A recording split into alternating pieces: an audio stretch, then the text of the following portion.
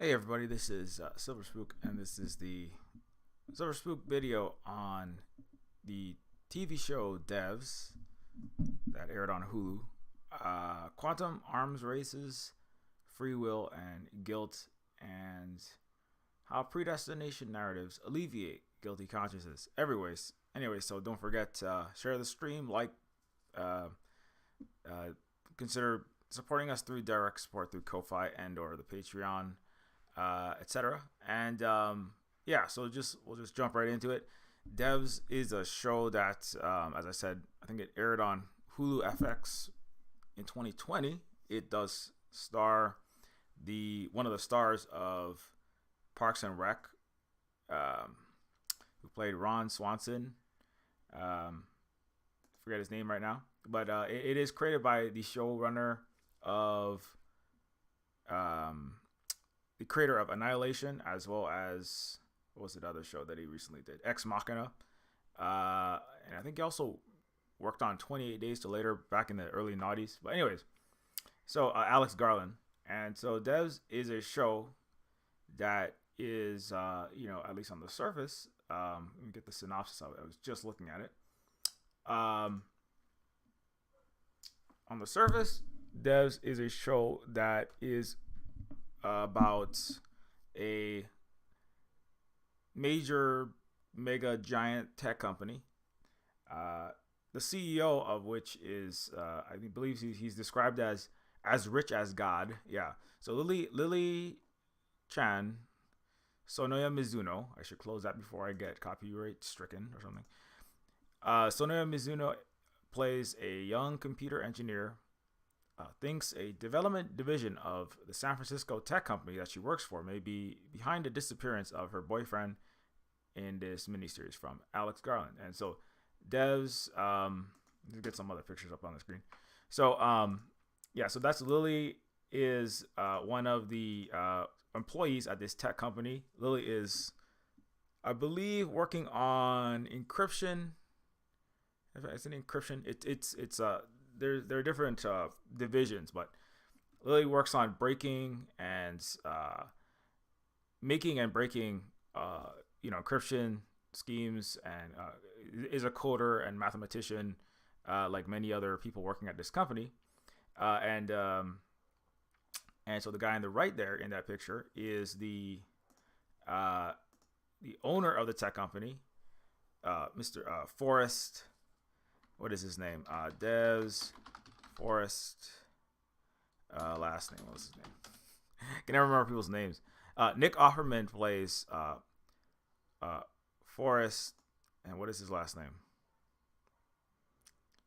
His name is not just Forrest. I know he has a last name.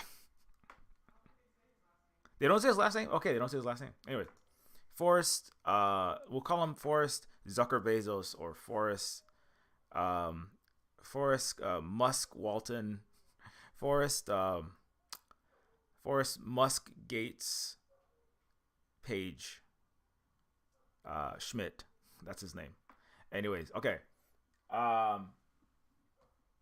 So he is the owner of this mega huge tech company. They call him, as I said, as rich as God is one way that he's referred to. And his company is called Amaya, and the company is named after his daughter. This is very creepy. I mean, it's really there's a lot of really interesting cinematography and art direction, and the shots are really interesting, and the professional filmmakers and people who are like went to film school will appreciate a lot of things about this show.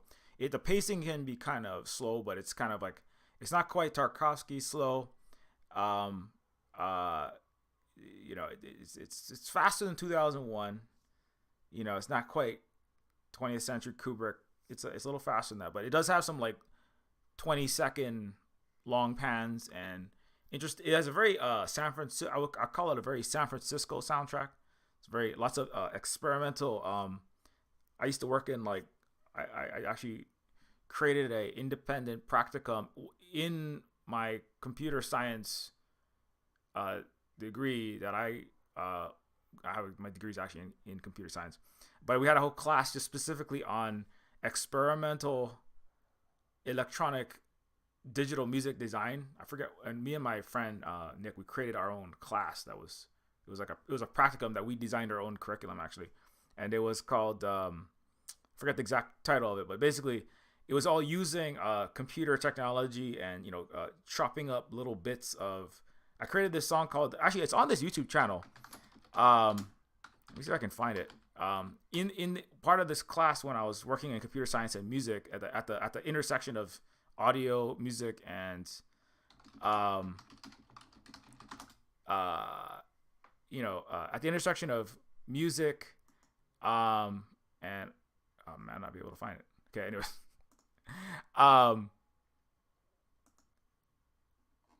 Okay, yeah, maybe it's now lost. Oh my god, I still have a live journal. Okay, this is gonna be really embarrassing for me. I didn't realize my life. Speaking of ancient digital technology, wow, that's embarrassing. I should probably turn that off. But anyways, let me go back to my main topic. But yeah, anyway, so the music in devs is very much like it's like chopped up, digitally granulated human voices and random like banging and digital noise, contortions. It's like taking like millions of insects and like throwing them into a bottle and then running that through like a bank vault resonator, and then taking the output of that, throwing it in 5 different blenders, and then spewing it into your ear hole. Just imagine what that sounds like, because that's kind of what the soundtrack sounds. It's not quite that grating as that sounds, but there are parts of it are when it's meant to be disturbing. But it's very experimental. Computer nerds in Silicon Valley who can't play instruments that well. Oh, and lots of like random. It's like it has a very like it's obviously there's a huge Asian populations and influence in California, and especially like San Francisco culture, and obviously in Hawaii it's like majority Asian and Pacific Islander. But there's a particular Californian Asian instruments. There's like gamelan. I saw some of the soundtrack is gamelan, which is Indonesian instrument, just like assemblage of different like shakuhachi and Southeast Asian drums and wind instruments, but then like run through a billion experimental coding nerd like kind of Frankenstein monster audio programs. And I know this because I used to do this kind of stuff in that class we created. We actually created a soundtrack and then made a film for the soundtrack. That was part of our class. And one of the things I did was I took water sounds. Like I took like the sound of waterfalls, the sound of let me put something else on the screen. Waterfalls, and the sound of different objects falling into water, and the sound of water splashing, rain itself, waves crashing, water being poured from a pitcher. And then I took all that sound and I made an entire symphony out of that. That was like one of my classes, and I don't know where that is, somewhere on the internet. But anyways, so I mean, so a lot of the content in devs, a lot of what goes into devs, the direction that devs comes from is very familiar to me, because I'm a eldritch millennial cyberpunky computer nerd developer / musician who looked into, as I said, I almost got a degree in cognitive computing and artificial intelligence at a higher level. It would have been in around San Francisco or San Diego or Berkeley, and so like all of that, it's very familiar. Like, as obviously if you know who I am, and Neofeud, and it's the cyberpunk adjacencies, not really cyberpunk adjacencies, just being cyberpunk, being the emperor of cyberpunk. It's very much like familiar. But anyways, I'll get off of my side tangent. But it's a show that it's very contemplative. It deals with a lot of topics that come up with things like the Matrix. If you know anything about Alex Garland, uh, the character, it totally tracks. If you've ever seen Ex Machina, I think I have a video on Ex Machina from like 3 years ago. But Ex Machina is the 2014 science fiction film written by Alex. Is his directorial debut, in which a programmer, again, it centers a billionaire programmer. I'm sorry. It's a billionaire CEO, and also, of course, ostensibly a programmer, but they often not. And a programmer, Caleb Smith, comes to visit a CEO of a huge tech company, and it's way in the middle of nowhere in a forest. Also, that's a similarity between this Ex Machina and Devs. The tech company resides. The main, portions of the show reside like way in the middle of nowhere, in the middle of a forest, or I think his thing might be up in the Arctic or something, in a like very secret facility sort of thing. Anyways, and then as a tech company CEO comes and he has to do a Turing test on an intelligent humanoid robot. So basically, Ex Machina is it's Alex Garland is a wannabe Matrix director, but it's not quite as cool as the Wachowskis. He's not quite as he's not 100% there to fully take all the pills he needs to take. And also, he wishes that he was Ridley Scott, and he tries to direct the Rachel and Rick Deckard Turing test / detective interrogation in the film Blade Runner. That's his entire deal. Alex Garland is just a wannabe cyberpunk cool person, but he's not that cool. I'm just kidding, but not really. Anyways, that's not all the show is, but that is like the thrust of a lot of his work. Anyways, so let me get back to my topic. So in Devs, the main character is it's very similar to Ex Machina in that sense, and in that there's a super rich tech magnate from Silicon Valley, working on a secretive project, right? Ex Machina, it's creating artificial sapient sentience, humanoid robots, etc., that can pass the Turing test. And so in Devs, it has more to do with quantum computing. And Lily, as I said, is working for Mr. Rich Boy that looks like Alex Garland, which is disheveled, spends too much time hanging out with Elon Musk, wants to be Elon Musk, doesn't realize how not smart and mediocre Elon Musk is, and so that's that. Anyways, I'm jumping too forward. Anyway, I'm jumping too far forward into my talk. I'm spoiling my own YouTube video. So Lily's character is working for him, and is her boyfriend earlier on. I don't want to give too much of the plot away because it's it is a very twisty, like the plot keeps you on your toes, and it keeps you like trying to figure out what's going to happen next. There's lots of it's a very oniony story in a glass onion sense, and the glass is very opaque in this one, let's say. It's very like twisty plot. And so the main character has a boyfriend who is working and for Devs, and the boyfriend and also I believe fiance of Lily is Sergey,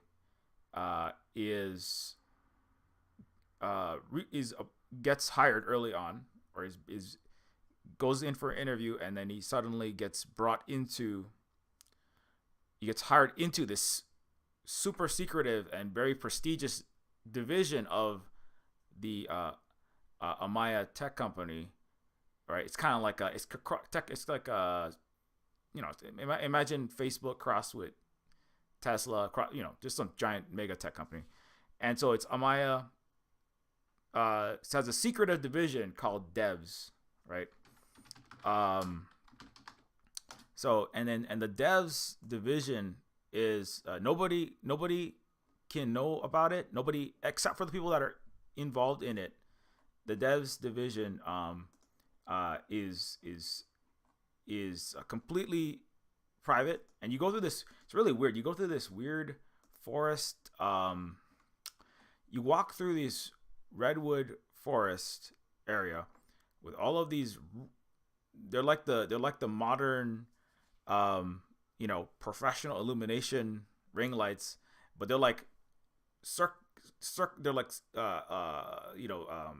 circling trees, and as you walk through, they all automatically switch on, and you walk through this weird forest, and you come out the other side, and you're in the middle of a clearing with this nondescript brutalist, like it almost looks like it looks like a not very it's almost like a ziggurat, like a pyramid, but it's not quite. It's not that slanted. It's definitely like Alex Garland wishes that he designed the Terrell building. You know what I'm saying?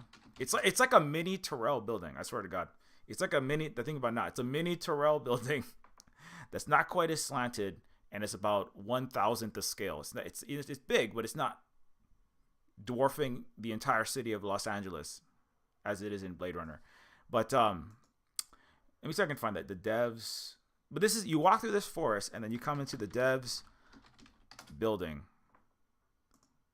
Mark, yeah, the design on it is really neat. Yeah, this is it, right? So it's like it has almost like kind of like a mausoleum, but it has that like unique rectangular, like concrete. Is it marble? It's very plain concrete, but then sloping in the way of like antiquities architecture. So it's an interesting design for it. Now it's supposed to be 15 feet of concrete block to, at least ostensibly shield from any electromagnetic waves, any solar flare interference, any Sino-Russian any Sino-Russian interference, and eavesdropping, any satellite imagery. Well, obviously you can take out, but anything inside of it is impregnable. It has like a array of these golden rods around it. Yeah, in the front there. As you walk past, there's these like it almost looks like horizontal barless crucifixion. They almost look like crucifixion bars. They're about the same height, but they're made out of like pure gold. That are just around the front. I forget the exact purpose. They have some kind of science or technological function. I forget what it was for. But anyways, you walk into that building, and then nothing comes in and nothing goes out of that building, ostensibly anyway. And then inside that, well, I shouldn't tell you too much, but let's just say it involves quantum computing. I think that's in the show description, if I'm not mistaken. But I already said quantum arms races. But and I think the show description does talk about that. It deals with predetermination and free will. Do people have free choice and the ability to choose their own destinies and make their own actions, or is everything that you do predetermined by some invisible force in the universe? Are you being moved around like a chess piece on a grand chessboard, let's say, or just a normal feudal chessboard, or a capitalist chessboard, which is the same thing. But anyways, so it's like I'm going to try to leave that vague so that you can watch it and get the most out of it. But so anyway, so the main character is working there. That her boyfriend gets hired. And I can't really talk too much more about it, otherwise I'm gonna start spoiling things. But let's just say like, he is Russian, right? So in devs, inside of this Blade Runner building, or in the show, devs, Sergey and Liddy. So I can get to them together. Yeah. So in devs, the main two characters, or at least, well, the main character and her boyfriend, right? Here's them two right here, right? So she is Chinese. Her parents are from Hong Kong, and he is Russian. Like he like actually came from Russia. He came over. Lily, I think, is born in the United States. So you have a Russian and a Chinese person as main characters who are getting hired higher up into this tech company, right? And there's a scene in the show, like I think it's the first episode, so it's not really spoilering, but the head of security, right, while he's talking to Sergey, is like interviewing him, and like because they have super secret, top secret, DEFCON 5, military industrial complex / military industrial intelligence Silicon Valley complex, because they all work together. We all know this. Well, the show pretends like it doesn't know this, but and it's like the head of security is interviewing the Russian and going, where are you from exactly? What part of Russia? How long have you been in the United States? Are you or have you ever worked for the Russian state government? Like, and he's like doing this interrogation, and the Sergey's like, what? Why is all this big interrogation? And he's like, why would you be worried? And he's like, you are a Russian, and your partner is Chinese, a Russian and a Chinese, and you're asking me why I'm feeling worried. Anyways, and so this and so there's that's a whole undercurrent, the whole show, the whole time. And again, I can't talk too much about it because obviously I'm gonna spoil stuff. But it is a Russian and a Chinese couple that are getting hired and working inside of a major American tech company, right? So the Cold War and the new Cold War 2.0 immediately enter into the show from the very beginning. That's a whole back aspect of, and it's a major thread that runs throughout the entire show. And and let's just say, like, devs, you have to look at who produces the show, right? We have to look at who is speaking when we're looking at this as is dialectical cinematicism, dialectical analysis of storytelling and popular culture and fiction is very important. And so Dev's show, let me get the Wikipedia. So the Dev's show is an American science fiction thriller. So it's made in the United States. Its director is a British person. It's Alex Garland. It's showrunner.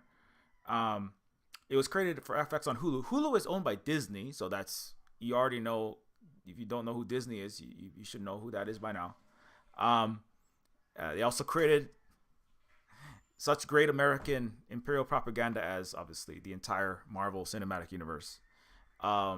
Captain Star Spangled Underpants, billionaire philanthropist, arms dealer, playboy, etc. But Alex Garland is an English writer and filmmaker. He rose to prominence as a novelist in the late 1990s with his novels The Beach. He's a key voice of Generation X, Gen X. He subsequently received praise for 28 Days Later, Sunshine. Sunshine is pretty fun. I remember that. That's a fun, like, they're flying towards the sun, like it's like a space technological Icarus. Dread. Oh, I never actually did Dread. But anyways, Ex Machina was his major breakout though, and then Annihilation. That is another it's like a sci-fi show starring what's her name? Princess Amidala. I can never remember people's names. It's gonna come to me 20 seconds too late. And then he also is now directing Devs, and he's working on his latest film. Anyways, but the point is that, like, he is a British writer who publishes British novels for the British audience. So that when we say British, we're talking about the Anglo-Saxon Empire and its BBC anti-China proxy war funding horrible propaganda. So that's who he writes. That's the audience that he writes for. Let's be real. We shouldn't mince words on this stream. We're already past the first 20 minutes of the show. And it's made in the United States. And so its take on Russia and China is going to be it's going to be within a spectrum set by the U.S. empire. We have to recognize that. And so and so as shows go, it could be worse. It could be it could be Avengers, it could be Black Widow, which is abysmal when it comes to depictions of Russians and Russia generally. Um, the Russians in devs and the Chinese in devs, the Russians play a larger role. I would say um, there are some kind of like Stranger Things season 3, 4, where it goes full U.S. empire. Uh, you know, Russia is in my Russia is in underneath my malls. Putting Russian spy chips in my Baskin Robbins 31 flavors ice cream. Russia is monitoring my McDonald's French fry consumption. Right? It's very New York. It's a very New York Disney Stranger Things season 3 and 4. Devs doesn't go quite that hard, and I have if you this is the part where I'm supposed to recommend my own videos, but I have a whole take on the Cold War as it plays out in Stranger Things, and 20th century U.S. has been imperial nostalgia. Where is that? It's somewhere down here. Yeah, Stranger Things and the eternal childhood of the American mind. I think that was one. I actually have a few on Stranger Things. That was just one of them. And it's bizarre, unhinged, and psychopathic longing for a return to American unquestioned hegemony and the Cold War era. And so but by making this huge to do of the evil Russians inside of my basement, and the evil Russia's torturing and enslaving people. Russia is the Nazis. Russia was the Nazis. Is all kind of nasty crap that's being ahistorical meta narratives being inserted by the DLD and the DC neocons into this show. But anyways, I'm way off my topic already. But back to devs. So devs doesn't go quite as full Reuters. You know what I'm saying? Devs doesn't go quite full Brzezinski and the grand chessboard and preserving American primacy by trying to make needless proxy war and by antagonizing and painting Russia as some kind of absolute evil force that's out to like you're going to be run over by a Russian tank and shot by a Russian missile in Orange County or upstate New York any second now, right? That's the Stranger Things feeling. That's the feeling, and that's a lot of the Avengers, especially Black Widow, especially Falcon and Winter Soldier does try to airbrush 20th century America. But anyways, but Devs has a few Russians. They're doing just kind of generic. It's kind of your run-of-the-mill Liam Neeson movie spy bullshit. It's very like, is this what they're really doing? It's got lots of like knife fight and a little gun fight here, and it's got all that espionage with extra action movie. It's like Jason, like, yeah, I'm trying to think of a movie that is like, it's very James Bondy in parts of it. It's very like Tom Cruise. Not the action movie stuff is not that much, but I'm talking about the spycraft, statecraft, political intrigue. That's very like much not how that kind of stuff really happens. The CIA is constantly present. Like literally, there's a scene where the main character is because the reason why I'm bringing this up is because we're talking about quantum arms race, and obviously, who is the quantum arms race between? Right, as one of multiple races, right, that is currently being lost by the West. Thank God, good for them. But the CIA is actually at one point, Lily is told, what you should do is you should go to the CIA because the CIA will help you, and you'll have to go through all of this Byzantine world of interviews and questioning, but the CIA is there to help you out. That was like one like weird like that was one weird like good that was like a Killmonger good CIA moment, good U.S. empire moment. The CIA will help you out.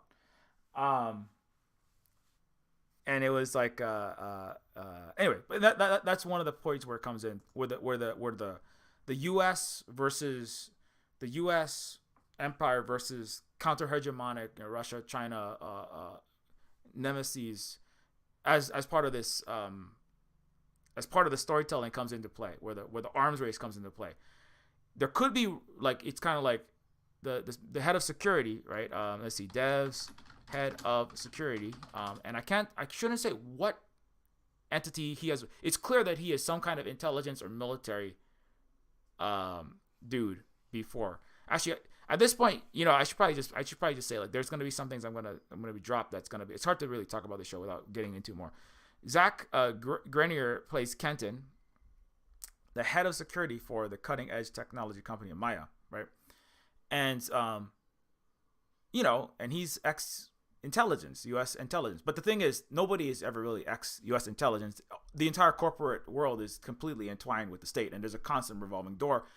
Not just the heads of security going back and working for and having connections with U.S. intelligence agencies and U.S. military, but also the heads of the CEOs of major tech companies and executives of tech companies and other companies have a revolving door in the political space and become presidents and members of the cabinet, such as Hank Paulson under President Bush, such as Steve Mnuchin under President Obama, his former Goldman Sachs executive. So anyways, so the corporate world, right, the tech world, and the corporate world and the tech world as a subset of the Western business world, right, and especially the U.S., is completely connected and disentangleable from the political, the military, and the intelligence reality of the U.S. empire and the Western imperial structure. So, so the Kenton character is somebody who is trying to monitor the Russians and the Chinese, prevent the Russians and the Chinese, prevent secrets from being taken from the corporation Amaya, right? But also to prevent, and not, because a rival corporation might get it, but more importantly, this is one of those things where it's like, there's a lot of things that, like, Facebook, Instagram, Twitter, there's a lot of to do about the competition between American companies. The reality is, yes, there's some, right? And like Bill Gates and Microsoft and Jeff Bezos and Amazon fought, like, for a long time with a variety of means to over a $10 billion U.S. military contract to basically manage huge quantities of the data that would be stored either on Microsoft servers or in Amazon servers. And they fought over that money for a while. But I mean, at the end of the day, when it matters, when it comes to Russia, China, when it comes to the global South, when it comes to non-Western world, and even inside the Western world, they're all imperial agents, ultimately, entities, corporations, and individuals that work together, in the same way the Democratic and Republican Party all line up on Russia and China at the end of the day. And so that whole aspect of it, where you have the head of security who is monitoring, Sergey AI coder and technology company. So he's working in AI. Gifted quantum physicist. Yeah. And then you have Lily is the software engineer. So I think she's in cryptography. So each one of them is in a slightly different realm of computer tech, quantum, artificial intelligence, cryptography. One of them, Forrest is just some rich white guy. He's just a feudal, capitalist, colonialist, slavist, because he benefits from slave labor. He's just a Western white dude. That's what he is. He's just a mediocre white boy. He's just Elon. But he's just Elon's slash your boss, He doesn't have any particular talent except for moping around and getting people killed. Like Elon, basically. Getting people killed with his terrible suggestions and rushed Tesla rollout timelines that cause people to be set on fire and drive off of cliffs and stuff like that. And if you turn on your Twitter right now, you'll have Tesla is shoving 5 tweets before you even see your timeline into millions of people's faces to try to fix the reputational damage Elon has inflicted on his own companies by killing people. But anyways, you know that though. You watch my stream, you know that. And so Forrest is the CEO of Amaya. And anyway, and so a lot of devs is many episodes focus simply on the security. We have to stop the Russians. We have to stop those Russians.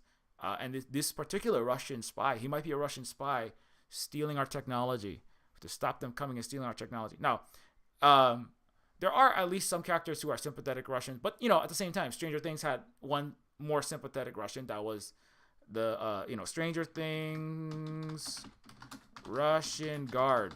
The guy who plays what's his face? This guy, Tom Walashi, aka Enzo in Stranger Things. Like this dude. In Stranger Things, I mean, there's many Russians. Most of them are just horrible and they're out to kill you, and they're doing forced labor.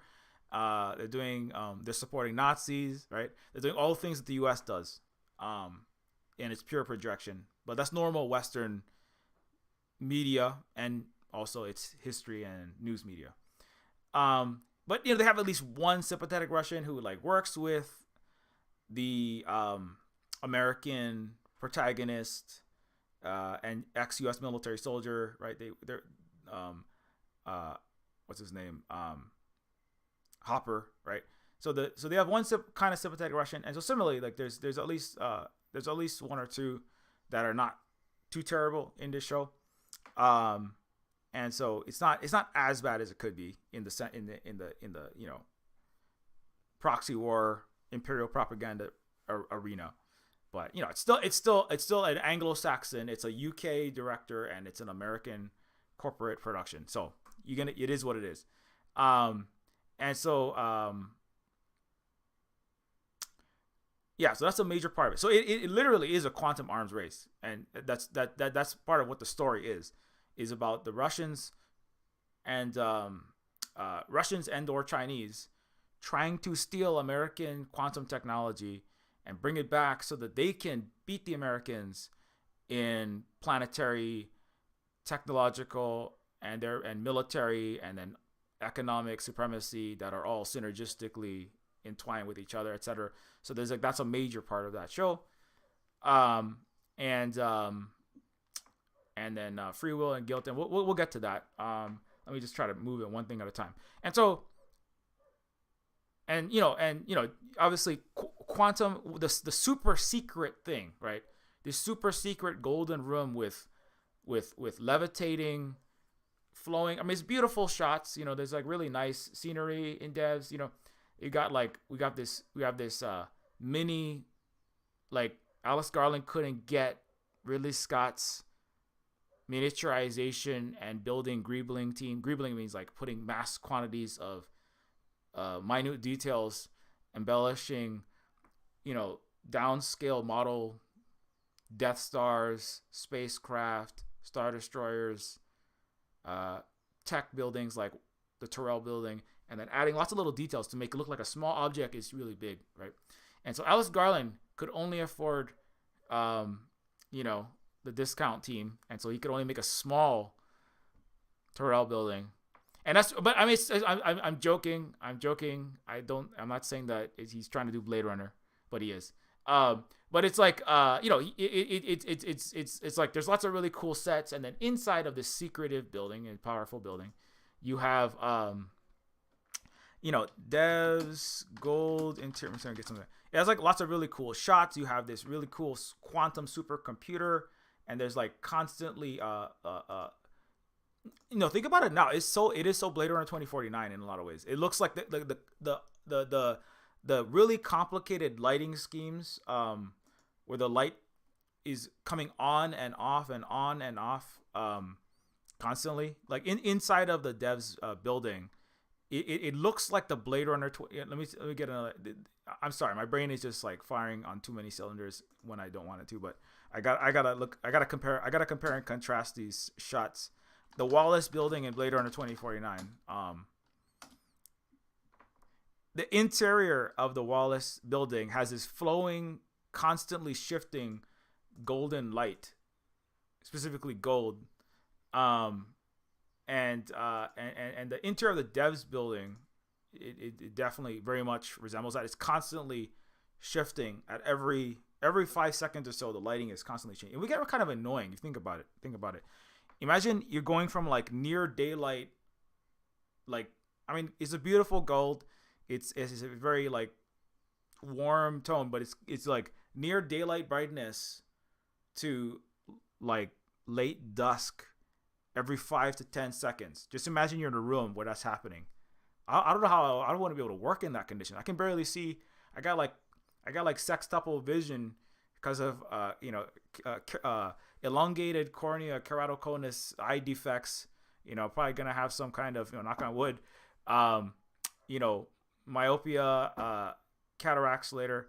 I already have eye problems. I don't need the light constantly, doing flash photography in slow motion, all day long. But it looks cool. You know what I'm saying? Which is what matters. It's a show. It's a movie. It's not real life. And a lot of it is allegorical anyway. So it kind of like Raised by Wolves, which I recently covered. And so it got really cool set pieces. Yeah, like the quantum Dev's quantum lab computer. It looks really neat. I mean, and I wanted to jump into some of the real world components to what's happening in the movie. So this is like the design of the quantum computer with this kind of what is that, fish scale pattern? What is the name of that? The glass patterns that they're using that's reflecting the light. The way that the light is happening is really interesting. And then there's lots of glass. The whole thing is made out of glass in the interior. The real quantum computers do look similar to this kind of like glass Victorian, almost like a, what was that time? It's almost like an Art Deco ish structure. It's like almost like the Metropolis robot from the early 20th century. It kind of looks like it's something that came from that time. Some weird Victorian imaginary mechanism, right? But it's actually, quantum computers do kind of look like that.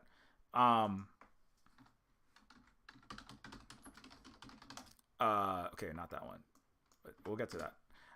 So quantum computers, are a type of computer. Let's just read this real quick. So yeah, and here's a little image though. So they do have this weird, they have a very strange appearance to them. Like most people know what the inside of most people know what computer chips look like approximately, right? They have like normal computer chips, semiconductors. They have this rectilinear or hexagonal network of these golden lines on green printed circuit, silicon, and then gold interfaces, and these like little almost look like, they kind of look like little cities when you look at them from the top, right? And William Gibson, Cyberpunk, talks about the lattices of light arranged in the non-space of the mind. It could have been city lights receding or the insides of a computer system, because they do look similar. They have like these like little rectilinear building looking structures, and then the central processing unit almost looks like a Terrell building minus the pyramidal sides, and then you have like these little cylindrical structures. And quantum computers have a very different look, right? They have this kind of like vast array of weirdly spiraling, curling tubes. They have a vertical, circular sort of shape. They have a lot of. They look weirdly Victorian. They're like gold, almost brass, like brushed brass curlicues and all kind of. It's a very interesting looking structure. But that's just they need to be shaped that way, because of the way that quantum computers operate. And this is not computer science. This is not quantum computer science 306 at the University of Berkeley. But let's just look at this a little bit. So quantum computing is a type of computation whose operations can harness the phenomena of quantum mechanics, such as superposition, interference, and entanglement. Neofeud actually deals with this in speaking of Silver Spook related content. The superpositor is a literal space / time craft in the Neofeud universe, and it deals with quantum mechanics. Superposition, interference, and entanglement devices that perform quantum computations are known as quantum computers. Current quantum computers may be too small to outperform usual classical computers for practical applications.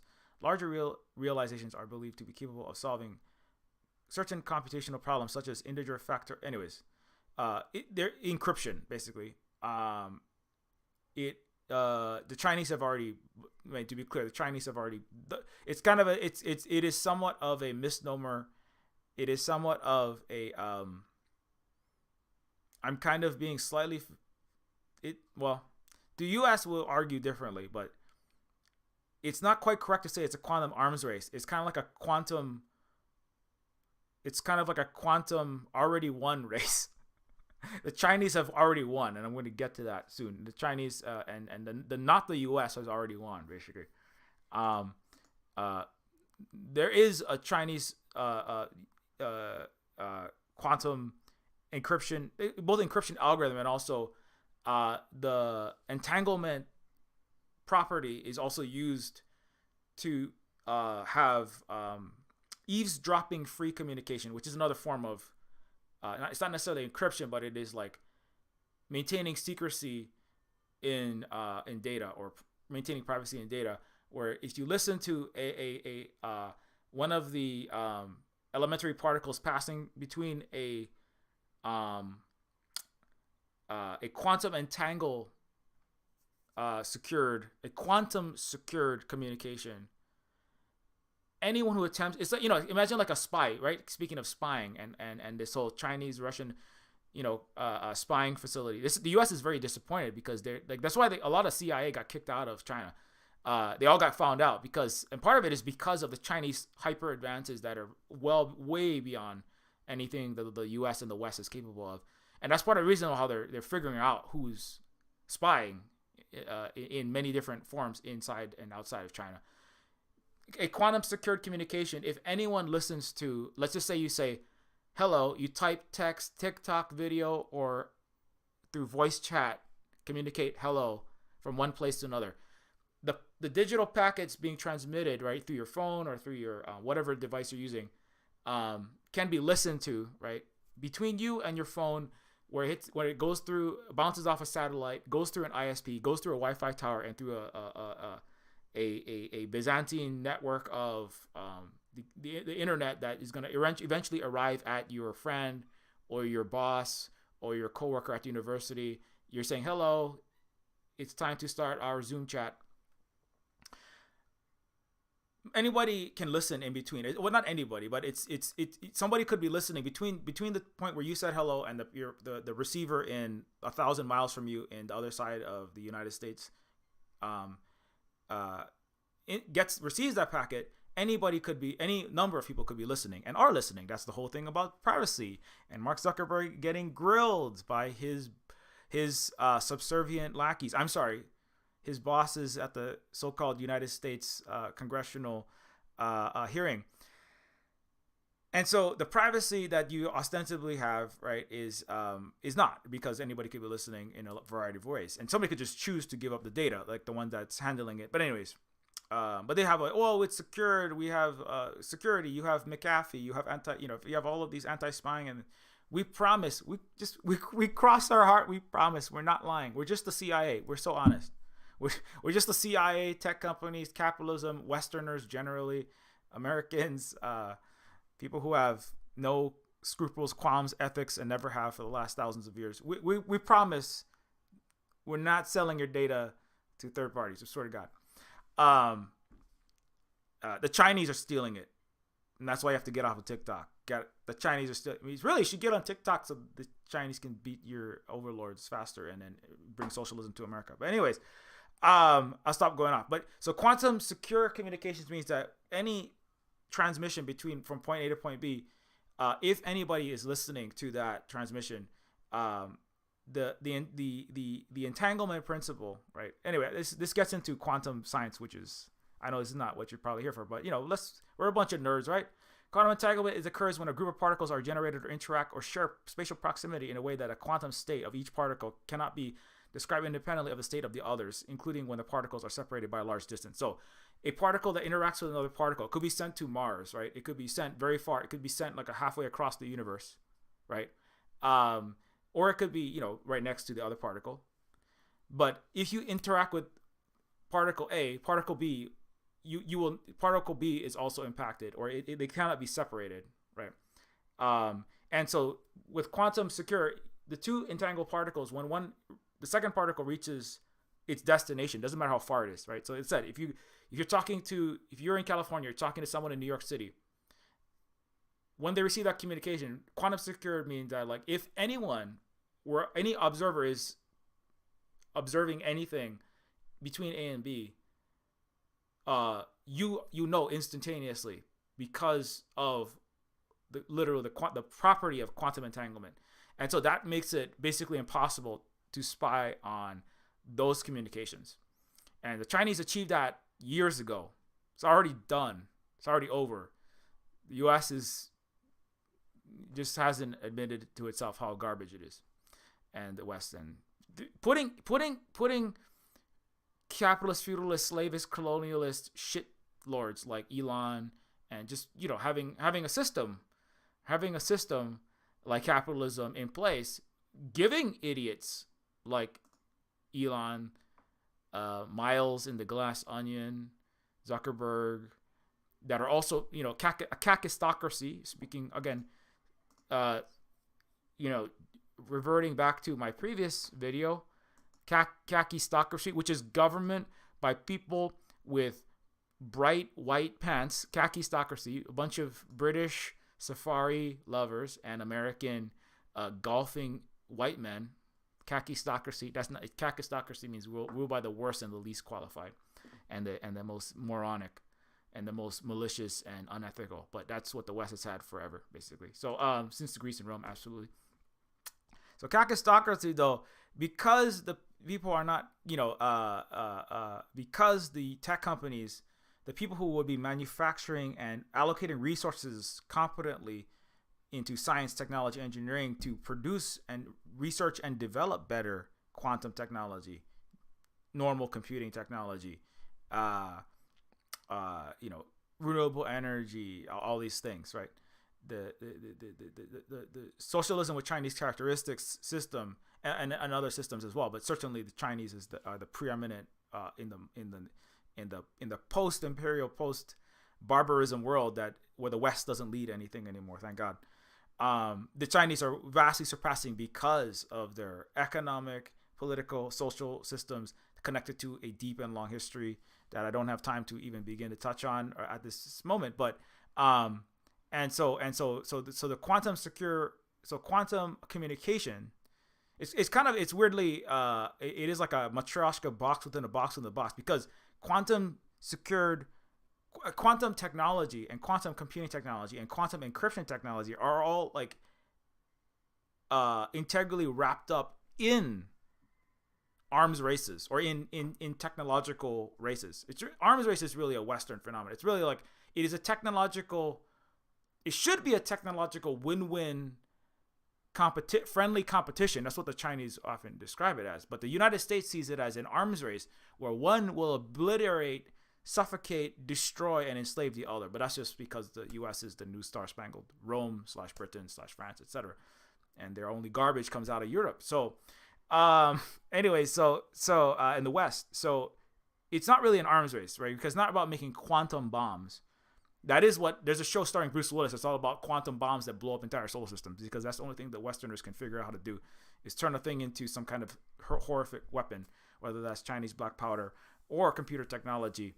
The Chinese, in fact, invented the first flying U.S. military vehicle, right? That led to the B-52 and the F-16. A Chinese scientist, in fact, led that. But then because he was Chinese, he was denigrated and defamed, and much racism was lobbied at this Chinese scientist. Carl Jha has a whole thread about that. And then he left the United States. So anyway, so the competition between large powers and superpowers for technological, ideally it would be technological cooperation, not to make weapons, but just to like alleviate poverty, solve COVID-19, stop climate change, especially through renewable technologies. Ideally, there would be like friendly competition and win-win cooperation, even more so, between powers. But what we have under Western imperialism and all these systems that I don't want to have to say the words again, but what I'm talking about, we have arms races, or at least one side wants to arms race, the other side doesn't want to do that, but they're being forced to engage in win-lose, has to militarize because the other side is barbaric. And by the other side, I mean the West, the U.S.-led Western world. And so, anyways, but I'm way off of that. Let's come back to devs. So quantum entanglement produces quantum secure technology that the U.S. is behind. They've already lost that arms race. Trying to catch up. It's paradoxically, it's the U.S. that needs to steal Chinese secrets at this point. If anything, it's the U.S. Number one, the narrative about the Chinese are stealing our technology. Chinese are taking our ideas. Chinese are stealing IP theft. Blah blah blah. Like, number one, the Chinese are not stealing a lot of that because the United States made deals, especially post Nixon, in the opening up and the business and technological transfer engagements. These were deals that were made decades ago, that the Chinese would provide labor and people and have factories, which Walmart products and computer products and all kind of other products would be made in China, and then in return the United States would transfer technological data, information, and production and technologies to China. That was a deal. So it's not like, this would be like going like, I have a car, give me $500, give me $3,000 and I'll give you the car. And then so you go, okay, here's the car, right? And here's the $3,000. And then you give the car, and another person gets $3,000, right? And the other person says, hey, you stole my $3,000.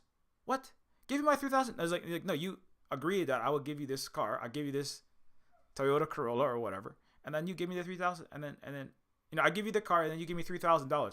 And the other person is insisting, no, you have to give me back my $3,000. You stole my $3,000, right? That's the U.S. going, the Chinese is stealing all of my technology.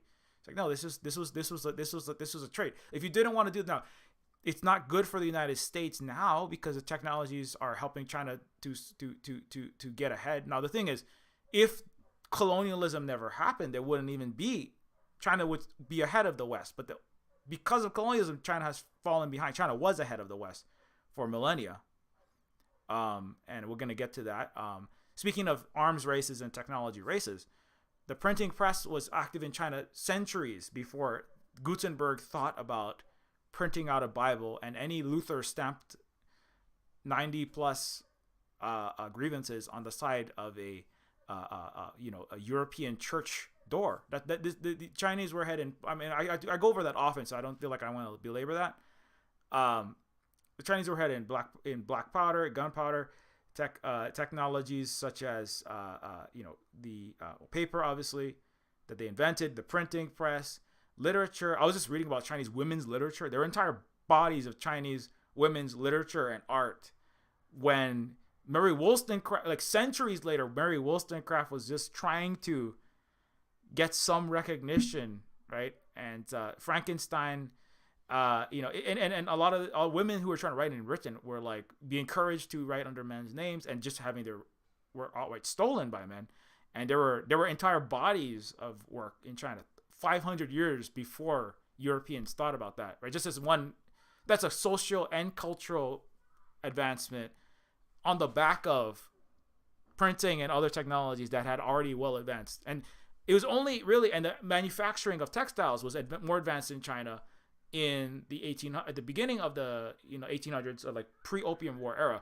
The Chinese had far more advanced technologies, and it was really, right, the colonial era was, a lot of it was about the West, plundering Africa, Asia, Latin America, Pacific, and then also trying to get on top of China, because China was 30 times bigger than Britain, and then within a few decades, Britain was multiple times larger in economic GDP terms than China. Through military force, subjugation, impoverishment, stealing of technologies, such as advanced textile manufacturing, among other things, and then continued subjugation for a century of humiliation, right? And so when the Chinese said, "Hey, let's make a the Chinese would have still been ahead if there wasn't such invasion." And actually, that's the first time that happened to China. There was when the Mongols came through, they were set back largely after the Song Dynasty. We had huge progress between like 800 to 1100. They had always been making progress, but they made like a quantum leap in China in that time. That was also the height of where they had all this great art. They were like, anyway, I could go off on that forever. I was reading a lot of that backstory, and it's very interesting. But long story short, the military invasion, right, caused major setbacks and impoverishment to a lot of people, and they had to kind of like regain their footing. The Chinese had to regain their footing in the after like 1400s, and then they were like doing better. In the colonial era, then there was a new invader. It was the British, the French. It was 8 countries at one point. It was Britain, France, Germany, Austria, Japan, the United States, all came in and basically crushed any internal Chinese development, and then continued plundering the country, dumping industrial quantities of opium. Over 40% of the country at one point, forcibly, ODing on heroin, criminally just being smuggled into the country by Western powers, and then all of their resources, all of their wealth, their coolies, enslaved Asian Chinese people. Chinese were second-class citizens in China. You couldn't speak, couldn't speak in Hawaiian in Hawaii. You couldn't speak Cantonese in Hong Kong, in portions of it. Chinese were second-class citizens in their own country, and so anyway. So long story short, so that subjugation, right? To get back into the race, well, just a technological race, and just get back into technological advancement and prosperity. That was what the 70s was about. The deal with the United States was technological transfer, in exchange for the benefit that the West would have products made for it. Right now, it didn't necessarily hurt the American people who were manufacturing products before that. It wasn't necessarily good for them, but I mean, the United States, I thought it was a democracy. So if America was a democracy, America should take control of its own companies, and America should take control of its own country, right? And make the country do what's best for Americans. But America isn't a democracy, is it? It should be. One day, maybe somebody will. Maybe there'll be some democracy in the West one day. There's never been democracy in the West. There's only been aristocracy, oligarchy, slavery, feudalism, capitalism, all those things. But at some point, right, that the technological transfer that was part of this deal that did, right, benefit China, and benefited. It did benefit Americans. They got cheap stuff from Walmart. They got cheap TVs. You got cheap Xboxes. You got tons and tons of products. And then if you were a lucky American, you could just start being a financial analyst and don't make anything and just make fraudulent loans for the savings and loan crisis, pump and dump stocks in the tech boom, work in the fire, finance, insurance, and real estate. Open and close your mouth for politicians. Be a professional managerial douchebag. Right? Work for the military. Go around the world blowing people up. Work for the police, and then you could get a good deal in America. So it was a good deal for a lot of Americans. And Americans, people who, it's like people don't want to. That kind of touches on that free will concept, right? Which is the West, is very selective about when it applies that idea of free will, right? Were the white American middle class and some of the lower class and definitely the upper class, were they tricked into voting for Donald Trump? were they tricked into 80s Reaganite austerity? There's an interesting discussion happening, and it's very different for Western, especially white Westerners, talking about we were all tricked into capitalism hurting us. We're all tricked into it. But were you tricked into this? Right? We didn't have free will. We were made to vote for Donald Trump. We didn't have free will in the 1980s. We were made to go sign up to make fraudulent loans and take out $20,000 on my mortgages. We didn't have free will. And it's interesting question, right? Because if speaking philosophically to that idea of free will, and that's part of this show as well. I'm going to jump straight into that. In fact, if you have free will, right? And you have the freedom to choose what you want to do with your life, right?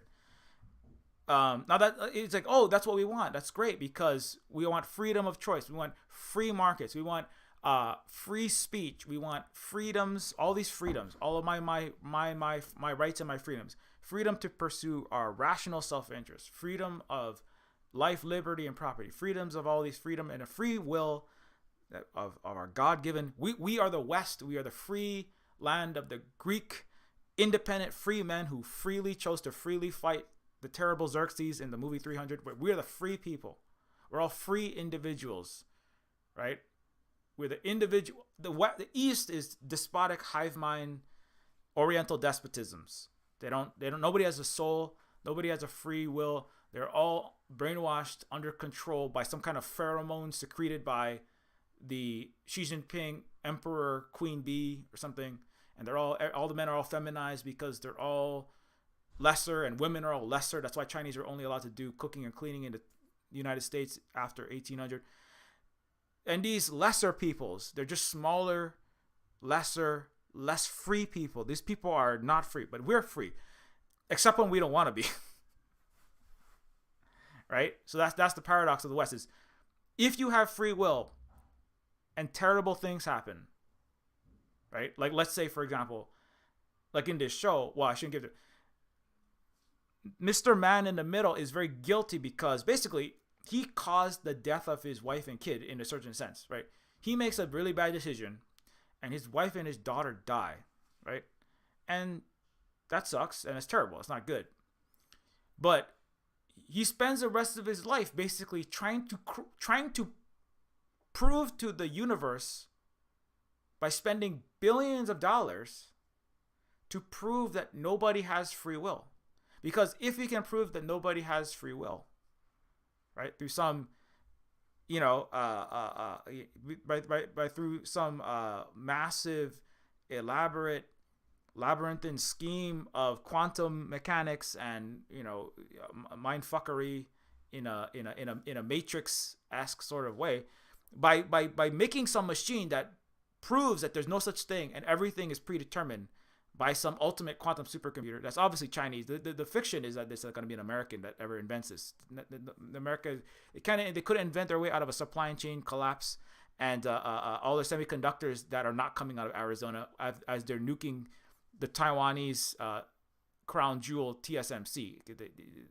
That's the fiction. But let's humor the American and the Anglo-Saxon director of this show.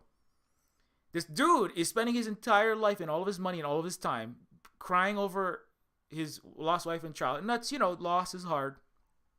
And people fall into depression and can't let it go. And that's a lot of people around him are like, every scene in every episode of this show, that tech billionaire is just always looks, Holly correctly brings up, he always looks like he's just about to cry. And he always has that expression. He's disheveled. His house is dusty. It's old. He hasn't changed anything about his house since his wife and daughter died, and that was years ago, right? He hasn't moved on. And what he wants to do is he wants to prove to, as I said, right? And part of it is this is all for all the nerds out there, because we talked about politics and people, all the Westerners all left when I gave them a inferiority complex, and I brought up that the East is going to kick their ass. So, quantum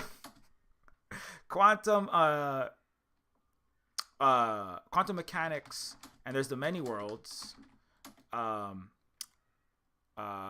versus what is the other one?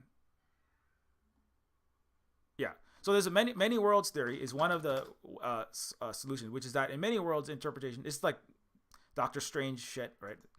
Um, in the many worlds interpretation of quantum mechanics, there are many worlds which exist in parallel at the same space and time as our own. The existence of these other worlds makes it possible to remove randomness and action at a distance from quantum theory and thus from all of physics. So, this is one explanation for the randomness that apparently happens at the quantum level, which is the world is not determined at a quantum level. Anything can happen at any time. The moon can turn into Swiss cheese. Pigs can fly. Anything can happen. Technically, it's a weird phenomenon that broke a lot of minds and led to a lot of people, screaming at the top of their lungs in many academies in Oxford and in New York and etc. Because it said that the world is unknowable, and science was like, we're gonna have perfect theorems that predict everything with mathematical equations to a T, anything that happens anywhere, right? It's like gravity is predictable, thermodynamics is a little more, it's a little more wibbly wobbly, timey wimey, as a Doctor Who, instantiations might say, but it's Brownian motion, the trajectory of a baseball flying through the air, gravity, heat, the orbit of celestial bodies. These are predictable according to mathematical, scientific equations. And an object will always do the same thing given the same conditions. So the causes will determine the effects, right? And then quantum mechanics says, no, everything is, there is randomness that you can't actually determine anything. And in fact, if you observe, you can't know exactly where a subatomic particle is at any one, at any time. And by observing it, not only that, you're actually altering the act of observing a thing alters the state of that thing. It changes the thing that's there. So it's just, anyway, you could go off on that mind. That is a deep rabbit hole to fall down. But anyways, the existence of other worlds makes it possible. So many worlds means that there could be many worlds out there, each one existing like basically in parallel with us, in which almost basically everything that could happen does happen in one of those worlds, right? So and that's like Into the Spider-Verse, Multiverse of Madness. It's all kind of based on that. Neofeud actually deals with that as well. It's one way of it's rigging the Garden of Forking Paths. Well, I shouldn't give too much of it. Basically there's machines that rig the quantum reality to move the world in the direction of the person that is conducting that is operating that machine. But anyways, so quantum, the many worlds theory. But then there's the other one in which there's one world and quantum reality is permutating that one world. And so one of the main plots of the show is the main character, the tech billionaire, depressed tech billionaire after he partially was involved of the killing of his wife and his daughter, or the death of his wife and his daughter, wants there to be one world. He doesn't want the many worlds interpretation. He wants the one world so that he can get exactly his wife and his daughter back, or he just wants his daughter. He wants his daughter back, and that's the whole. That's interesting. I don't know what's going on with that, but he wants the exact same daughter. He doesn't want another daughter from another universe. That's actually in Multiverse of Madness, right? Where Wanda, right? There's another Wanda and another universe where Wanda has her kids, but and she wants to go to the other universe and get some other Wanda, take over for some other Wanda. Basically colonize another universe. If you think of it, obviously that is not exactly what it is, but it's go to another place, take that other person's children and make them yours, right? That is the thing that the United States does. Takes Hawaiian children and gives it to white people, and then kills the indigenous person to convert them into good American citizens for their own benefit. So literally that is a thing. The U.S. goes to other people's cultures, continents, countries, steals children, converts them into Americans, and then signs them up to the military so they can go die for the empire and for the capitalist plunder of people like that you're looking at. So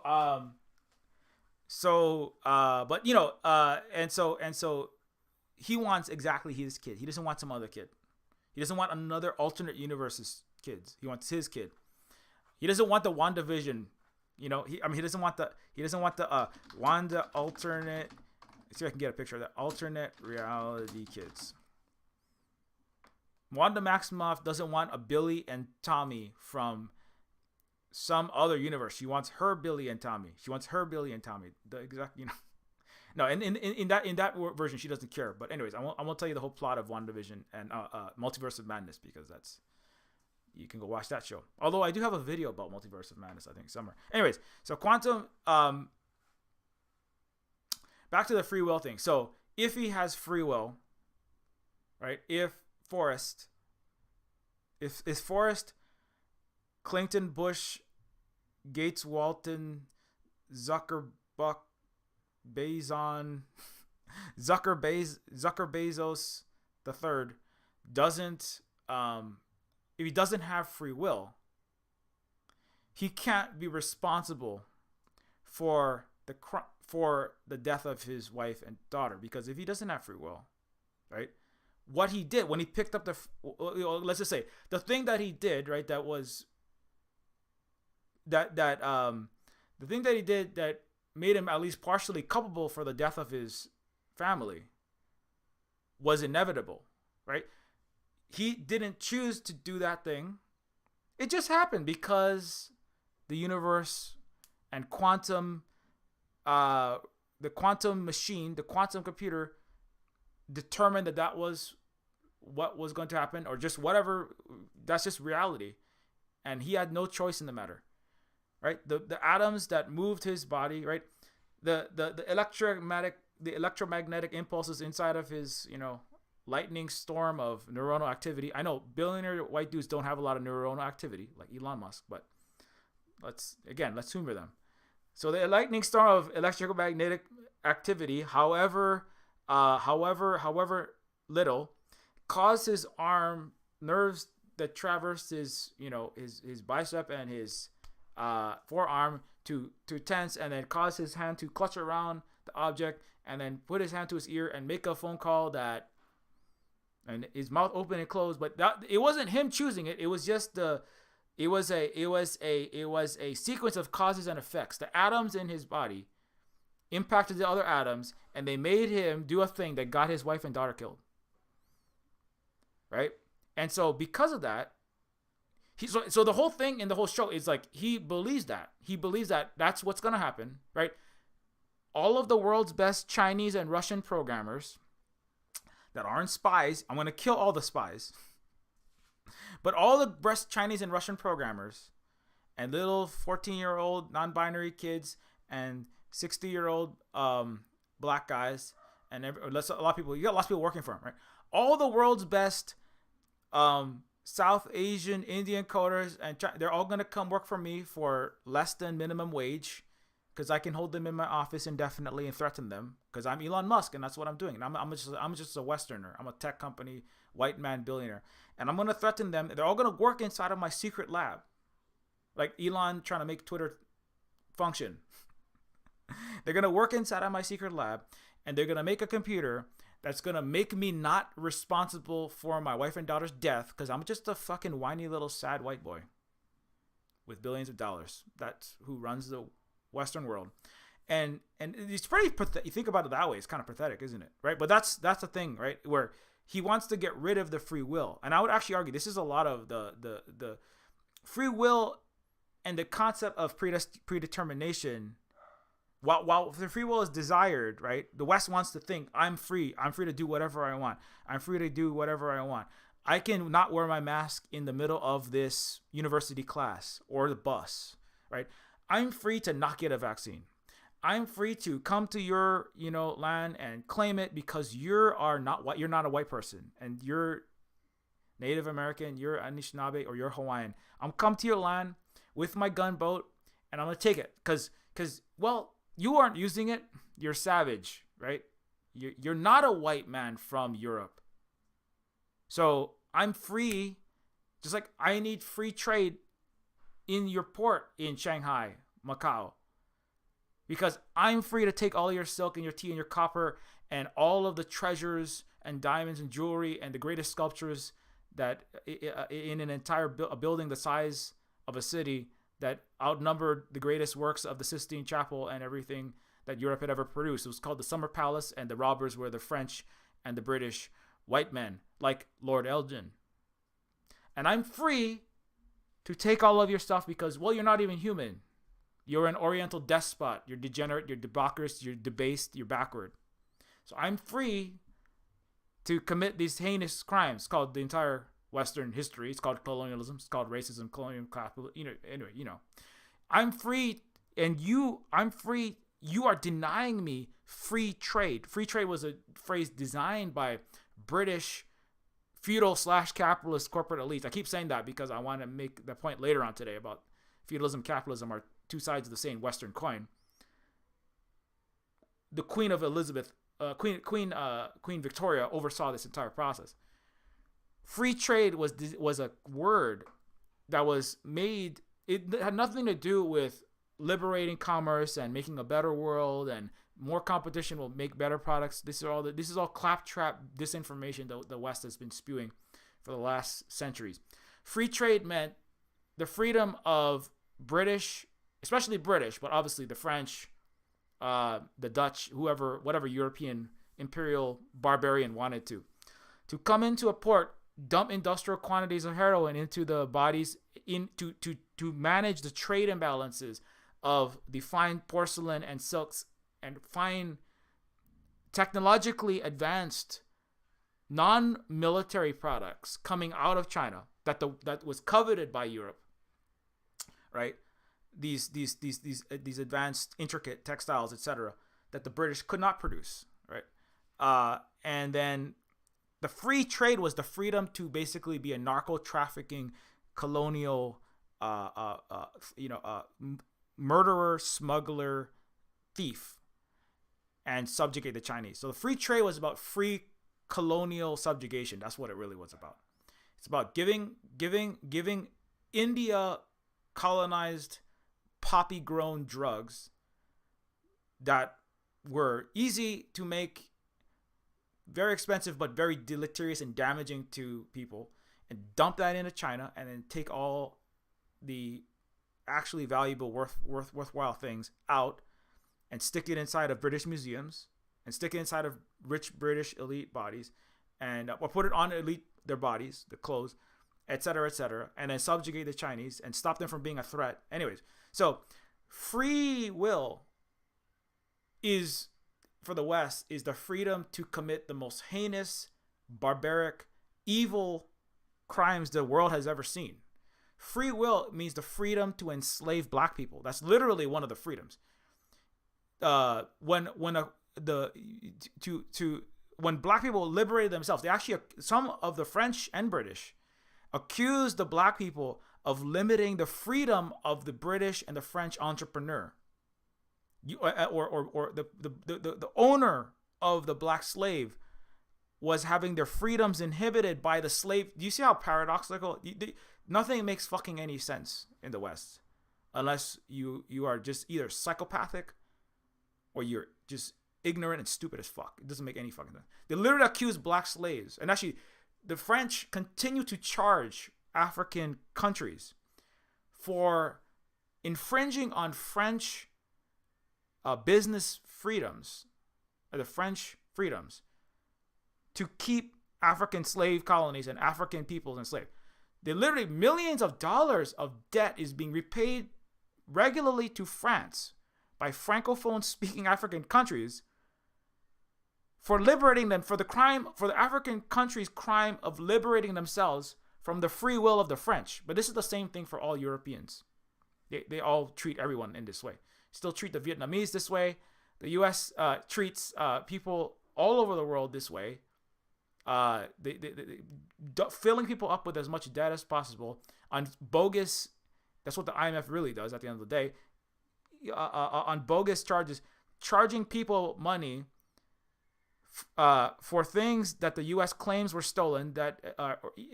Anyway, there's a variety of schemes to get this done. But basically, the entire Western world, which is all colonial world, imperial, thieving, stealing, enslaving, murdering, pillaging, bloodletting world, currently led by the United States, that includes the G7, all of the European countries, Canada, New Zealand, Australia, Japan, India when it participates, etc. These countries have they demand their freedom to abuse other people as much as possible, commit the most heinous crimes, right? Just killing your wife and daughter, that's minor compared to what these people have done. It's really nothing compared to what Elon Musk has gotten thousands of people killed at minimum. He literally got dozens of indigenous people murdered by Sig Heiling Nazis in Bolivia and publicly bragged about it on Twitter. You can look it up. We will coup whoever we want. Deal with it. I bring that up often because Elon laughed in the face of the dead Bolivians that he got killed, so that he could secure his just to secure his lithium. He worked directly with Nazis. The U.S. is working directly with Nazis as we speak in Ukraine. In fact, for the freedom to maintain their Western global imperial hegemony. Hundreds of thousands of people are dying in a war that should never have started and it wouldn't have started if the West wasn't run by complete psychopaths and horrible people from the bottom to the top. And so free will is the freedom to commit the most terrible things, do the most terrible things for your personal benefit. And then as soon as it comes to when you're called on those things, right? Or let's say one of the lies about this show is that rich white men feel guilt. Do you think Elon cares about any of the people that he's gotten killed? I don't think he does. Or if he does, he's very good at drowning it out with alcohol and all of the men's rights activists and Andy No friends and all the Nazis that are kissing his ass all day long that he surrounds himself with. The deep lie about this show, there's many. One of them is that these people like him deserve sympathy. Anyway, I could compare this to the Glass Onion, which is much better. But the thing is, people that run Western businesses, political institutions, countries, militaries, etc., commit these most heinous crimes and then look for absolution, or at least, and I think they do look for absolution, in that, like, if it wasn't us, Russia and China would have done it. They tell us Hawaiians that all the time. If the U.S. didn't occupy you, poison you, kill you, ban your language and culture, ghettoize you, cause you to be self-hating, genocide you, the United States is still committing genocide, banning Hawaiian language and punishing children for speaking Hawaiian language in 2022, 2023. They're still doing it. Nothing has happened. I tweet about it all the time. The U.S. has done nothing. It just continues its crimes because that's its free will of the United States to do whatever it wants. It's the world is its oyster. The world is its object. Everything else has no freedom except the West, and it's in particular its wealthiest and most powerful people. And everyone else is, you can just enjoy the democracy that we give you, which is none. But when it does come to, but then when it comes to, like, well, look at these things you've done. Well, it was inevitable. If we didn't do it, someone else would have done it. If we didn't do it, Russia and China would have done it. You just didn't put up a good enough fight, and so you got conquered. This is just what happens. This is the inevitable course of history. And everywhere is exactly the same as the European imperialist powers. Everywhere is exactly the same. If it wasn't me, the CEO, there would be another CEO. Capitalism is all there is, right? Capitalist realism is just a tiny tip. It's just like one British left economist, Mark Fisher, right?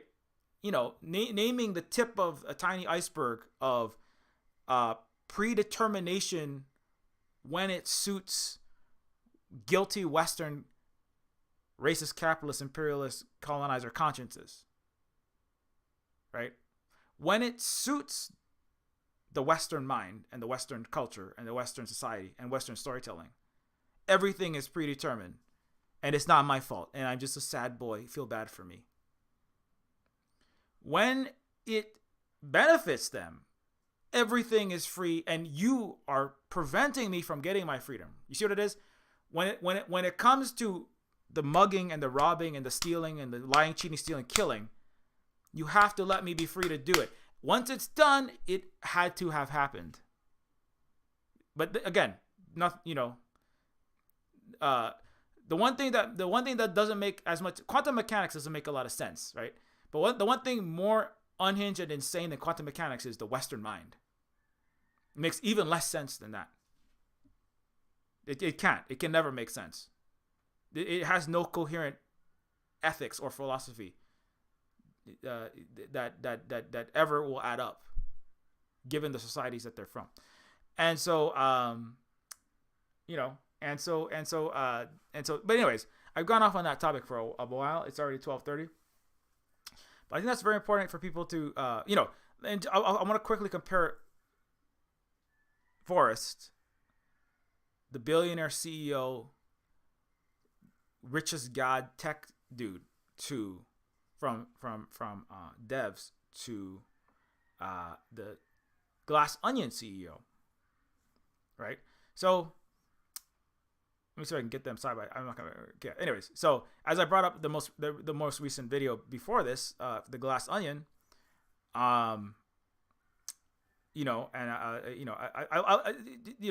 in terms of like, well, let me say what I was gonna. Let me finish my thought before I move on to the next one. So in the Glass Onion, ruled by the most, kakistocracy, ruled by the most incompetent and malicious. The main character, the CEO, tech billionaire, played by Edward Norton, right? Miles Braun, if I'm not mistaken, is, he's very similar to the main character in Devs, right? He's super rich, he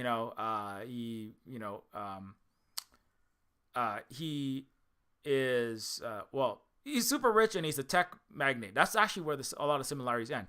See, the difference between the devs is that, I guess the main character, he's not viewed as an amazing technologist, particularly in devs.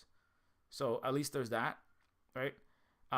He's not a complete idiot, but he's also not, he's also not viewed as, because, just to contrast this one more time. So with Iron Man, right, as I brought up, Iron Man did an amazing amount of,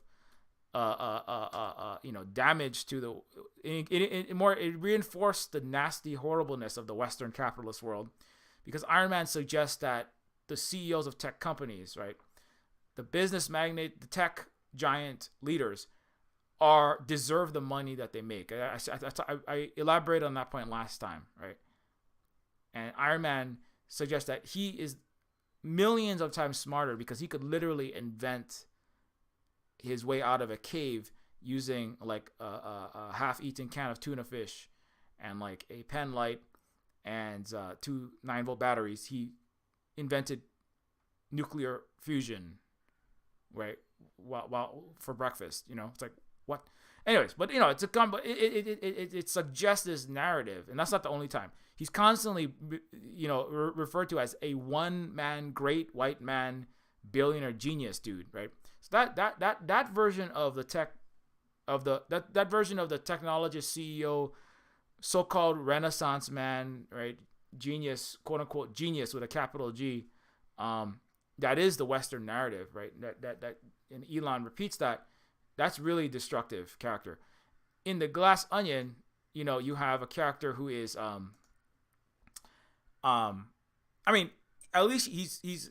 I would say of the Glass Onion is probably the best representation, because the Glass Onion, Edward Norton's character is shown to be a complete idiot and a fool, who puts out his prompts like some mediocre white dude typing text into DALL-E or Stable Diffusion AI art generators, thinking that he made something, right? Rather than stole from competent, pastel painters and stencil artists and starving content creators who had all their deviant art images lifted and pirated, and the artist signatures badly erased by a high frequency algorithmic credit erasure scheme called AI art generators, right? And so and so so Edward Norton's character is shown to be as useless as an AI artist. It's kind of like the the NFT crypto. I got an MBA fail son of Western Empire kind of dude, right? He doesn't know how to create anything. He gives other people ideas that are not very good. He misuses all the words. He doesn't know he's in the Aegean Sea, not the Ionian Sea. Like Elon doesn't know that the sun is gonna go red giant, 5 billion years from now, not 500 million. Right? He gets all these things wrong, even in the middle of he's trying to be Carl Sagan, and then like literally completely blows all the cosmology in the middle of it. He uses Vox Populi, is it Vox Populi, Vox Dei, and he like misuses the Latin phrases in the same way that Edward Norton does. And so the Glass Onion is a more accurate depiction of rule by the most incompetent and malicious that is the Western world, and in particular tech and big CEOs. And so and also it's one thing to show that, and then it's also kind of like what is the show saying at the end of it? Because you could have a terrible CEO, right? You could have a really nasty person, right? If they are exonerated, if they have their image airbrushed by the end of the show, if they're made to be sympathetic, like just to come back to Stranger Things, if in Stranger Things, like I was getting really worried about it. I was like, oh God, what is happening here? Where did I lost my Stranger Things? In the Stranger Things, okay,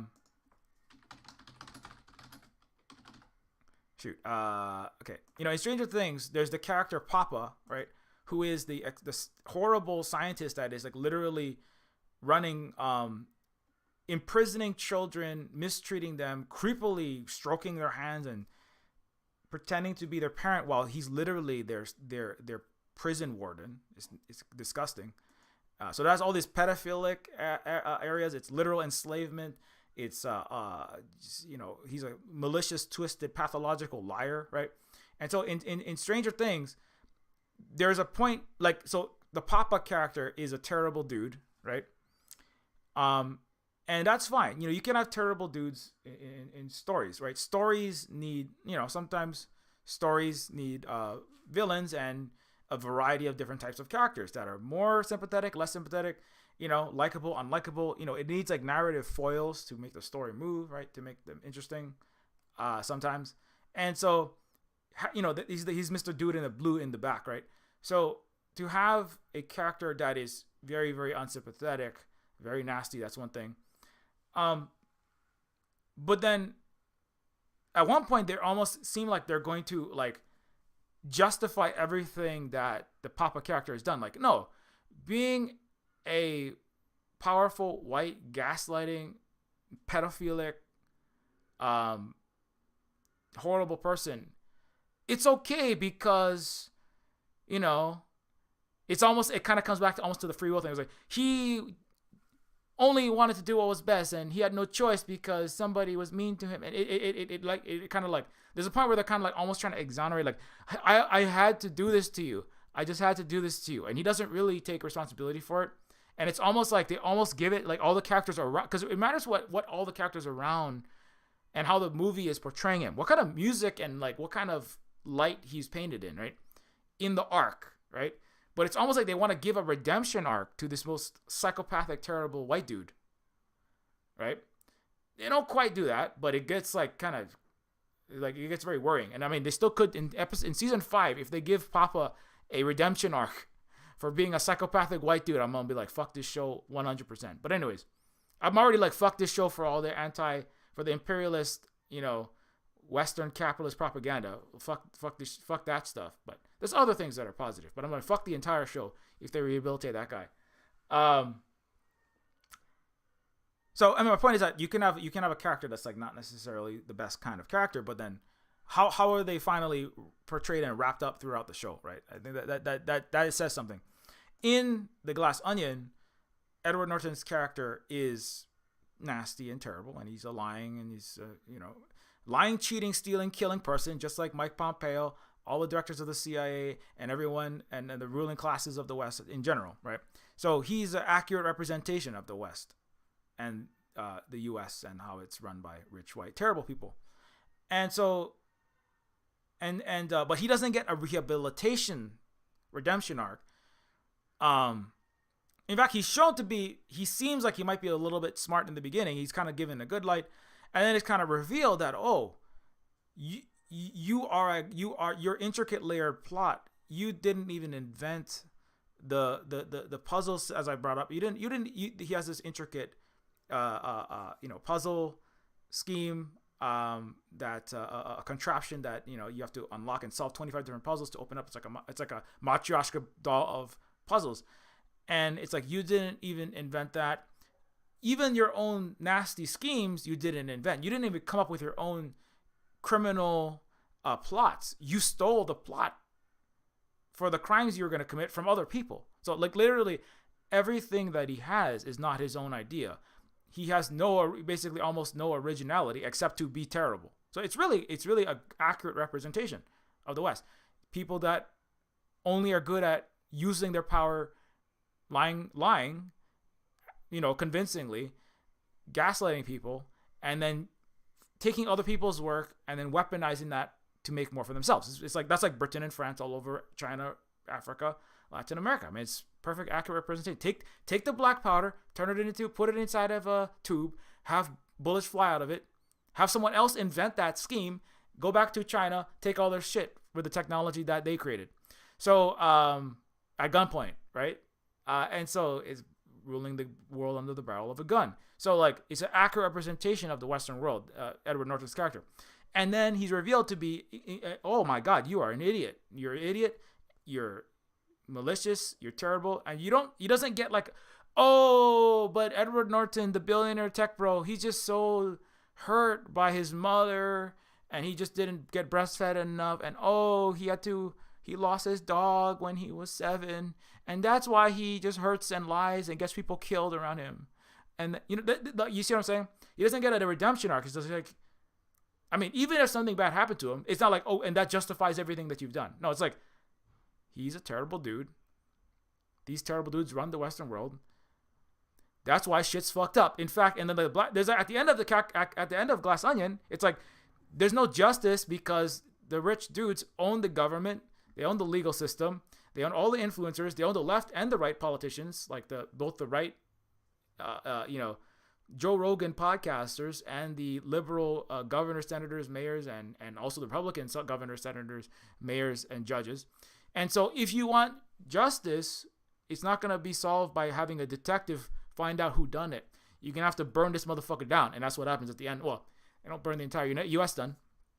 But, they burn the entire mansion down. That's for sure. It's a massive riot. It's not Black Lives Matter, but a black person leads a massive riot inside of a rich guy's mansion, and then something happens. Not perfect justice, but like something moves at least a little bit. So, and so that's an accurate representation of the way that the West and the United States operate, right? It's not like, oh, we feel bad for the rich white boy, and everyone just kind of caters to his ego, and he gets to have a happily ever after, And in Devs, you have a rich... So, yeah, that's when I come back to Devs. The main character is similarly nasty, rich, using his money, using his power. He's in a discussion in Devs. Let's see. Devs... Senate... Devs... Senator... Let's see if I can get that. He meets with politicians. It's actually very similar to the Glass Onion, right? In Devs... he meets the rich tech boy CEO meets with senators. It's almost like Black Nancy Pelosi, basically. Nancy Pelosi on a huge take from major Silicon Valley tech magnates, right? And then going to Taiwan and trying to start a proxy war in China in a deal to make a lot of money investing in computer technology. I don't know if you read about that. Anyways, so Black Nancy Pelosi shows up inside of the Devs tech billionaire structure and is all like horse trading with him. No, I want to bring something up. In the Glass Onion, the politician just kneels before her master and says, "Give me money, please, master." Right? As AOC, progressive AOC, even just said that's all we do for 7 hours and 50 minutes of the day out of 8 hours. In DC, all we do as U.S. Congress people is get on the phone and ask giant corporations and billionaires for money. That's all we do. She literally just said that. It's just funny because it's like, yeah. So anyway, for anybody who believes that there's any possibility of electoral change in the United States, you're not gonna have nothing. So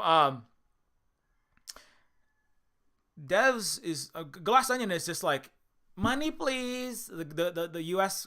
politician is just like, money, I need money, and then does whatever the billionaire wants, right?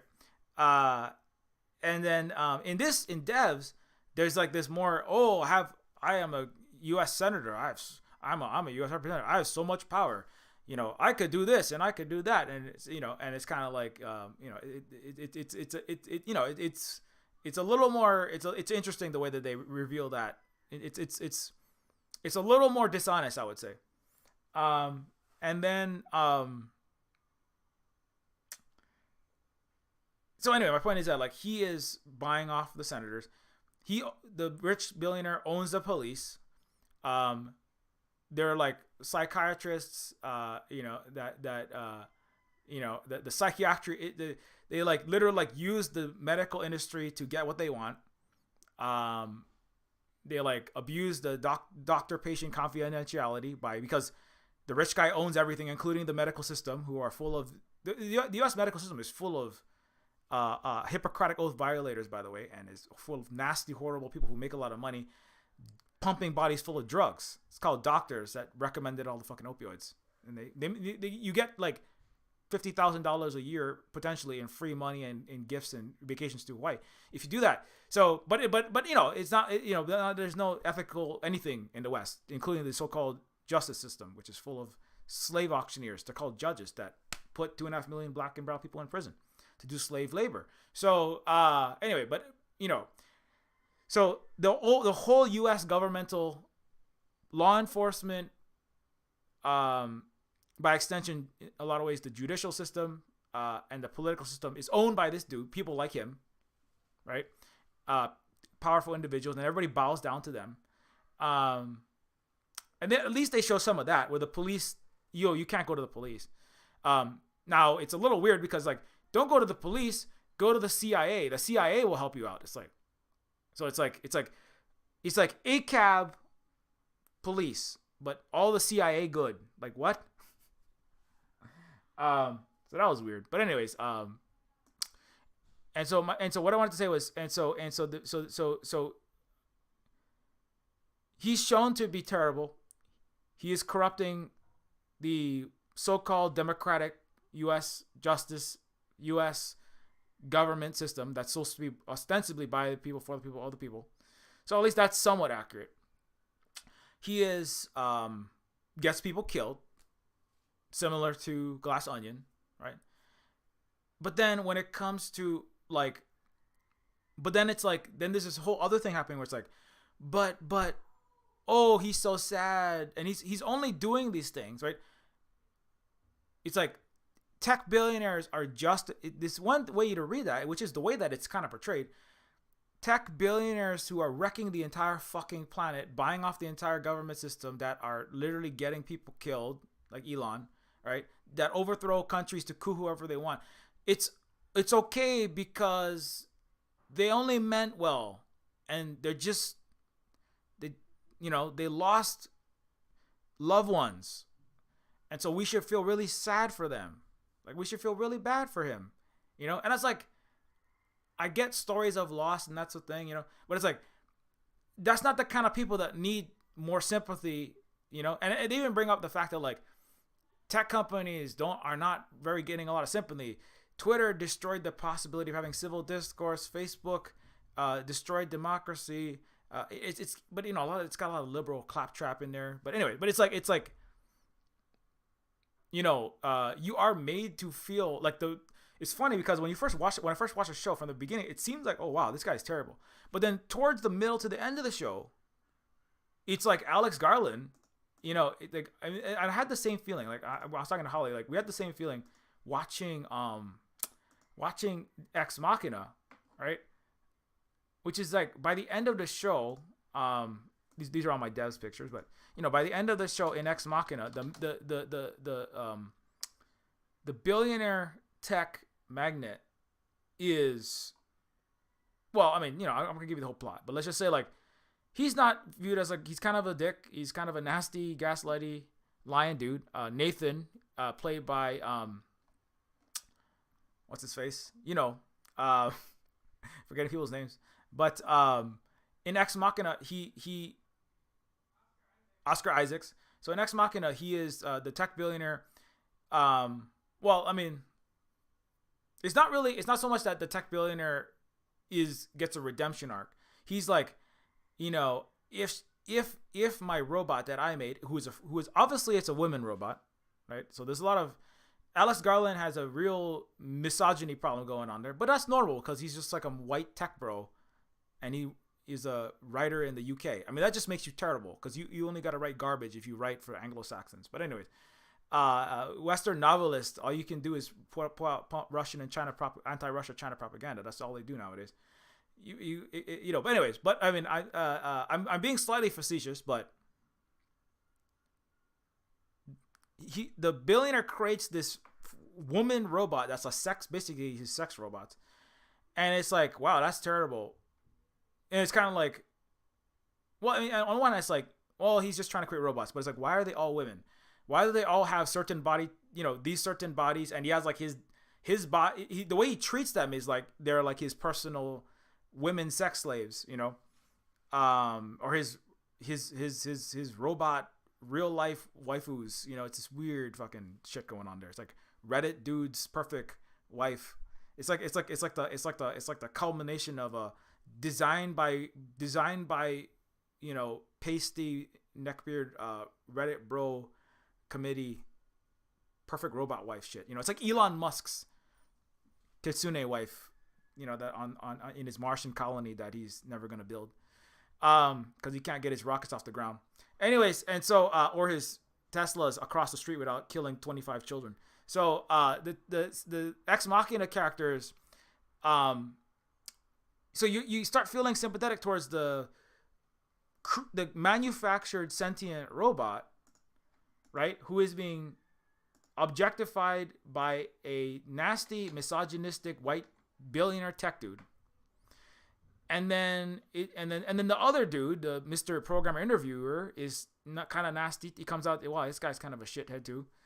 And then by the end, it's like, oh, okay, well, we're gonna get rid of that tech dude, man. I want to see that guy get screwed, and I don't like any of these dudes, right?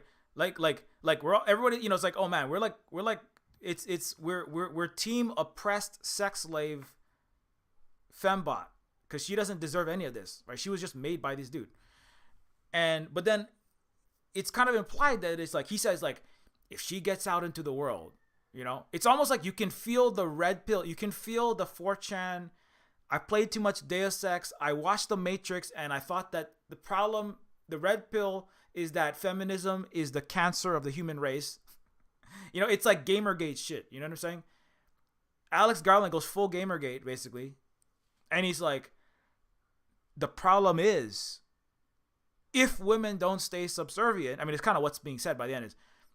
He doesn't exactly, but it kind of is. The rich white tech bro was right.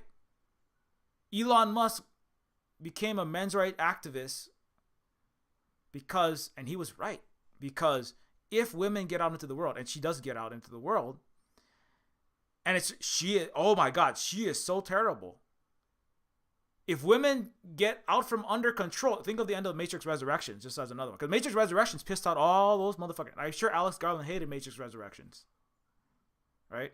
Because the white dude, Mr. Chad, gets his head kicked in, and then Mr. Uber Chad gets his face kicked off.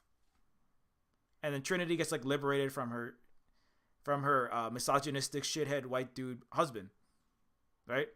And it's like, but the end of this show is the opposite of Matrix Resurrections, which is actually made by some like fairly based trans actual like left Wachowski creators. This show is like, if women get out into the world, that's and they were like, liberate. That's that's terrible. I mean, it's kind of implied, and also just even if it just has just inside of the, even if that's not what it's saying, it's kind of like these people, the machines are all treated like they're all treated terribly. But there's no, it's not like if they are acting maliciously or badly, it's because of their mistreatment. It's just like, no, they're bad because machine bad, and my sex slaves need to be my sex slaves. It's kind of like what's implied. Or it's like everything's bad.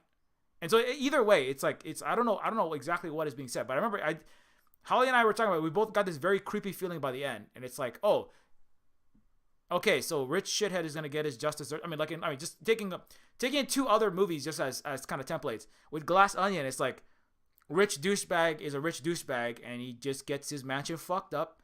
And the world doesn't have total revolution, but like, rich douchebag is a rich douchebag to the end, and he gets his mansion fucked up, and he doesn't get a redemption pity party. He doesn't get the well crying for him. He isn't vindicated, because at one point in the Glass Onion, right? That's actually, just to compare this. At one point in the Glass Onion,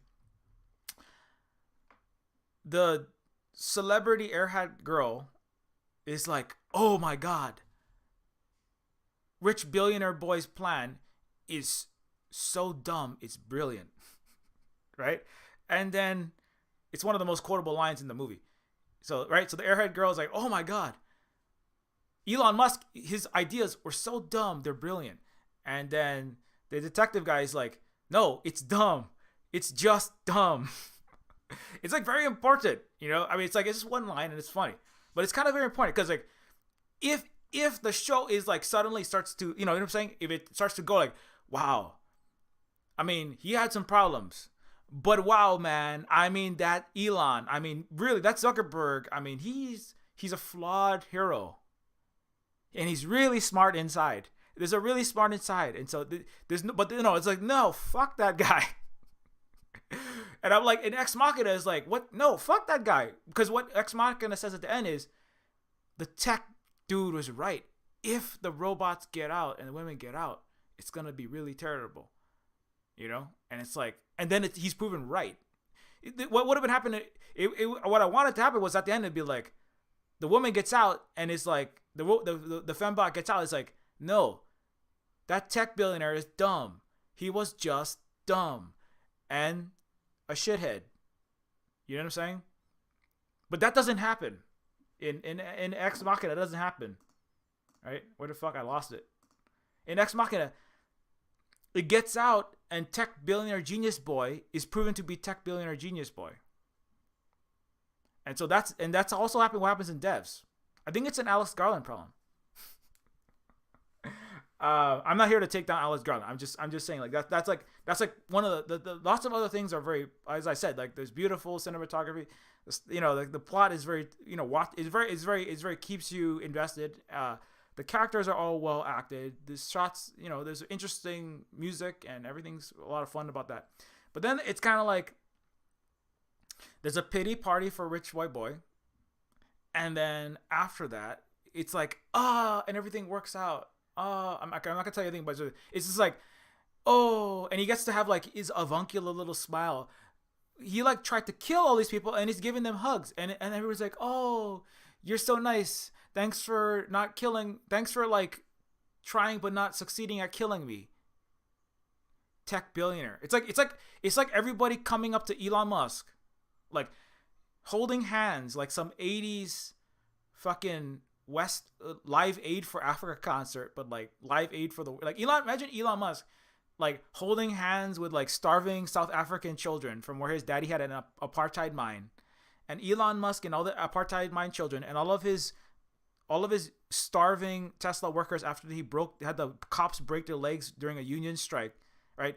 Imagine Elon holding hands with the relatives of dead indigenous Aymara and Quechua and Guarani people in Bolivia after his fascists shot them dead in the street, right? That he put in place with the CIA to coup whoever he wanted for their lithium. Imagine Elon Musk holding the hands with all those indigenous South African and poor working class people, and them all singing "Sing the World" with him.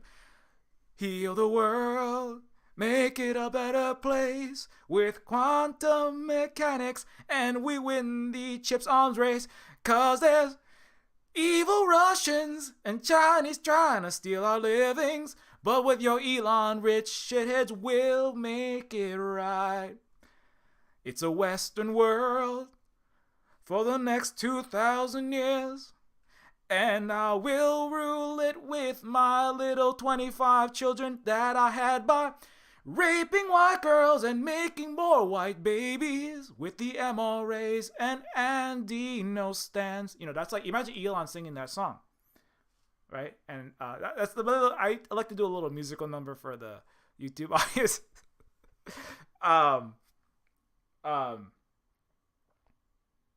That's the kind of ending of this show. That's, I mean, lots of the show I fucking hate it. I just be 100. Just fuck this ending of this show.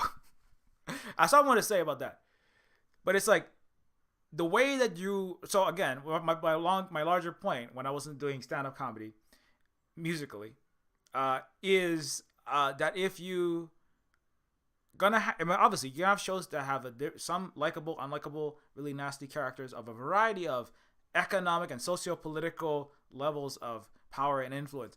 But then, like, if you like have such characters and then you like completely redeem and rehabilitate them by the end by the end of that show or that movie or whatever the story, it's kind of like, what are you what are we saying here? And the thing is, because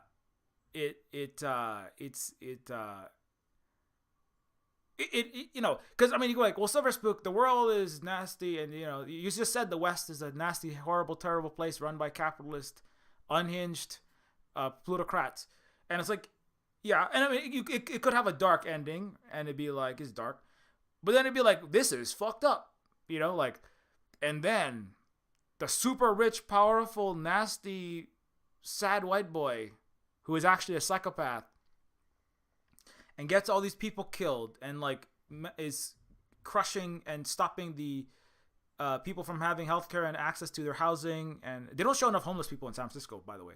There's like one homeless dude. It's very liberal as fuck in a lot of ways. It's very like upper crust. I go to Sotheby's auctions and then I summer in some Greek island kind of. It's very people who read New York Times bestseller lists and go, those kind of people. You know what I'm talking about? They go like, oh, I'm just very deep right now, and then they like have other talented black and brown and non-men do all their work for them. So anyways, edit their books for them. And so if you want to be, okay, this is a very dark world but it's like, then it will have a very dark ending and it'd be like, and now this horrible person still runs this giant tech company and nothing bad happened to him because shit's fucked up. I'm trying to think of a movie like that. Like, I don't know.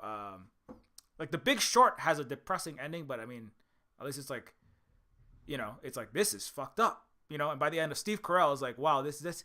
So the entire 08-09 financial crisis is a global heist led by completely unregulated banking entities, CEOs, high finance ghouls, and they're all getting away with it. And the U.S. government, all the regulatory agencies, the SEC, and the Securities and Exchange Commission, and the entire ratings agencies are all complicit in this global fucking heist run straight out of the so-called U.S. democratic free country, and they're gonna get away with it, and they're still getting away with it. And it's kind of like, it's nightmarish, right? It's like, oh my God, and I made $200 million being a part of that. And he's like, he's made all this money, and he's like, I'm going to get away with this horrible, nightmarish, blood money. And he doesn't even want the money, but he's like, well, too bad. That's just what happened. And it's like, it's very dark. And I'm talking about The Big Short, right?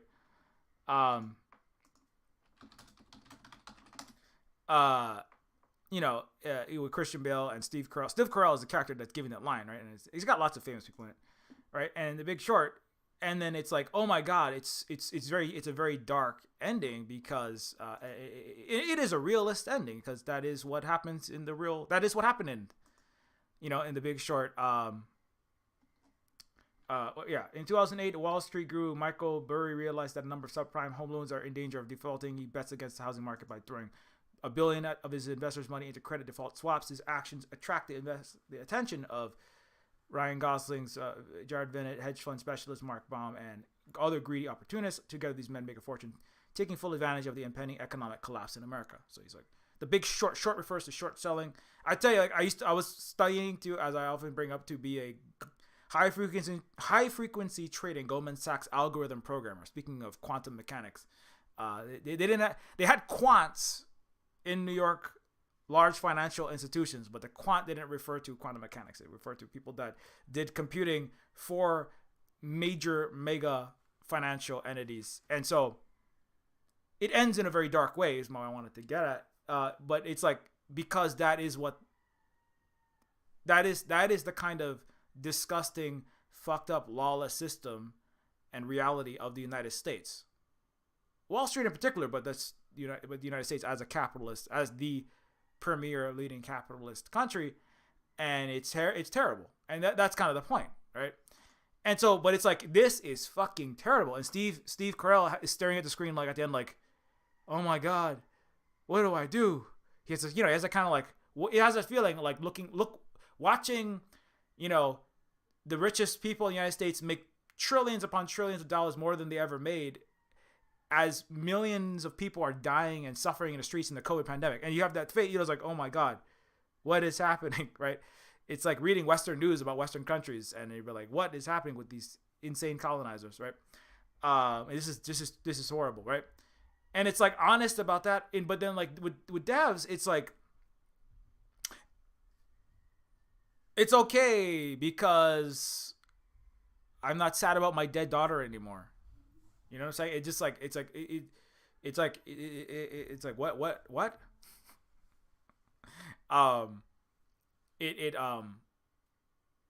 It doesn't necessarily, I want to say, like, it kind of does redeem the tech billionaire, It gives them an undue light, or I guess, well, it's coming from an angle, which is, if you are somebody who worships CEOs, if you are a Elon Musk stan, if you believe in the United States, in the Western so-called liberal capitalist democratic order, if you have real faith in that system against the evils of Russia, China, and the rest of the world, etc., then it's like, I guess it's like really nice for you, but then it's kind of like, anyway, so I'll stop going off about that. It's already 1. Okay, we gotta get out of here. So, but so I think I've touched on all those topics of quantum, arms race, free will, and guilt.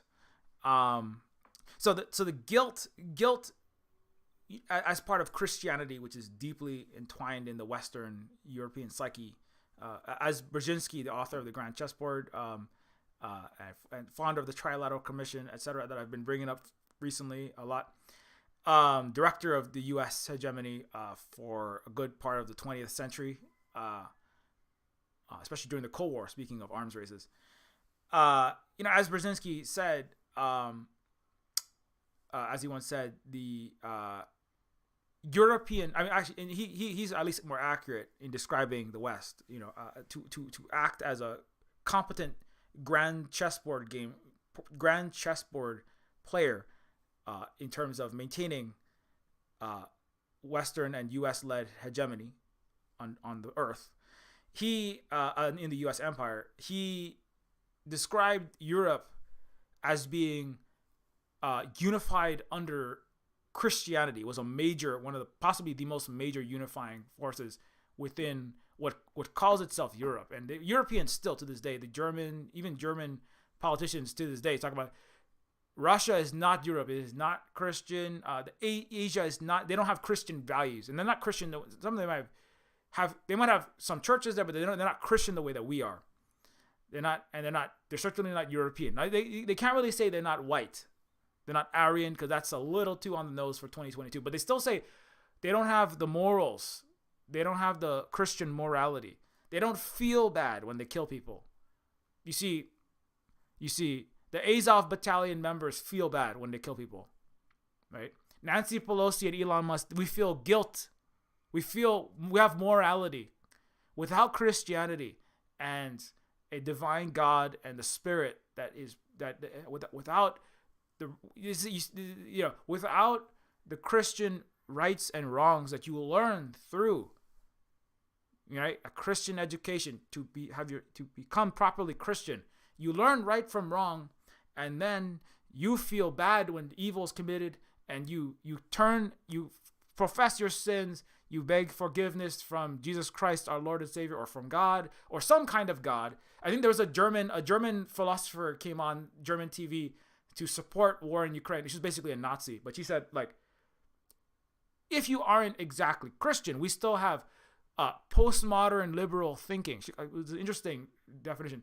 Our postmodern liberal thinking gives us a morality and a civilized nature to ourselves that no Russian has, no Asian has, no African has. We the Europeans, with our Christianity or our postmodern whatever, liberal ideology, we have morals, we have humanistic, democratic, liberal, civilization and morals, and it stems from our Christianity. And it makes us the garden, and it makes you the jungle out there. Right? To use another Spanish colonizer's phrase. It makes us the good, and when we fail to live up to the standards of Yahweh or God or postmodern soul bringing, spaghetti monster, or whoever the postmodern German lady was referring to when she got $15 billion of German money to arm Nazis in Ukraine with javelin missiles and stingers and whatever the fuck else the Germans saw fit to deploy. When we commit these crimes, when we sin, when we the Europeans sin, when we kill, when we lie, when we cheat, when we steal, right? Thou shalt not steal. When we Europeans steal, we feel guilt. When we kill, we feel remorse, right? We, the Europeans, alone, the Asians, they don't have no idea. I think her words were, the Asian peoples, they have no concept of the value of human life. The Russian has no conception of the meaning of a life. They don't hold life precious. Life is disposable.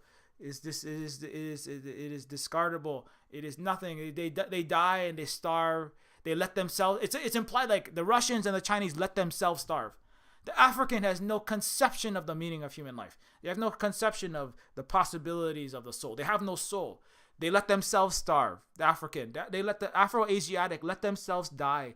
They kill each other.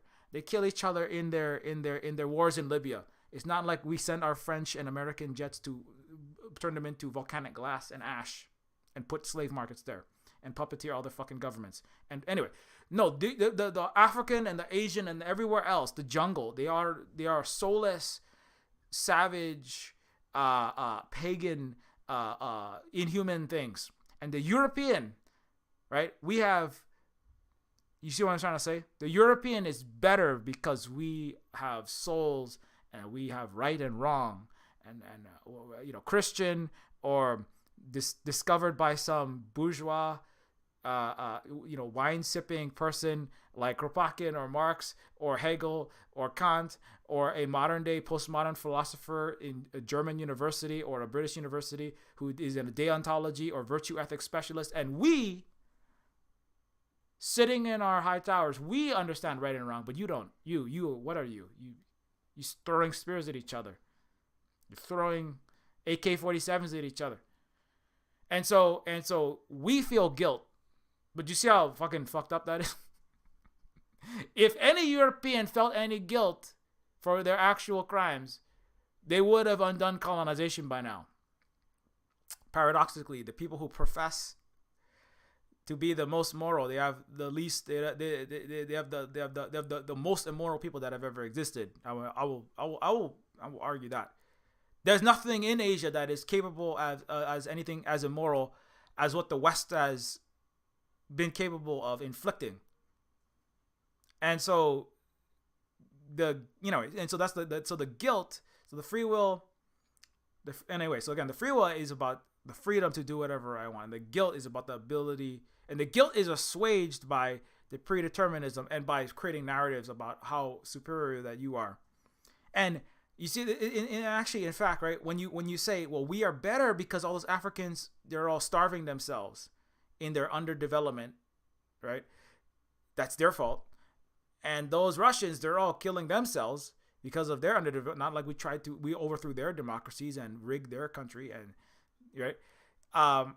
You also get out of the guilt by saying, well, everywhere else is terrible and savage, but we, right, the civilized white European countries, we deserve everything you have because we are just better than you, right? And so, and anyway, that's not necessarily on the topic, but I did want to kind of touch on that, and then finally, but that and that's but obviously, that's all false. But just on the chips though, let's look at something real quick. So so Russia trying to boogeyman, and there's multiple scenes where there's like James Bond, spy BS, megatech companies. Unless I'm just going through some notes that I wanted to make sure I wrap it up. Some things I wanted to add: megatech companies viewed in a less China. So just on the current. Now, as I said, one of the things where devs does not shine, like it shines in a lot of areas. It shines inside of its golden lab. The acting, as I said, the actors. I mean, I hope that all these actors get some more jobs because they all did a good job. So I don't want to be like the show is just terrible. I like a lot of the show, and then I really don't like how it ends. Sorry,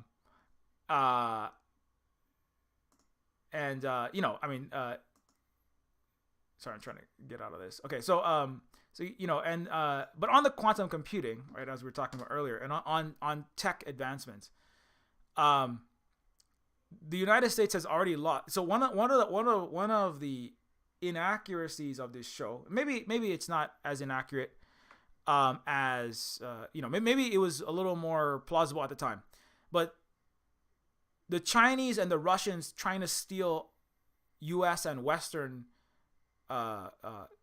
computing technology is laughable at this point.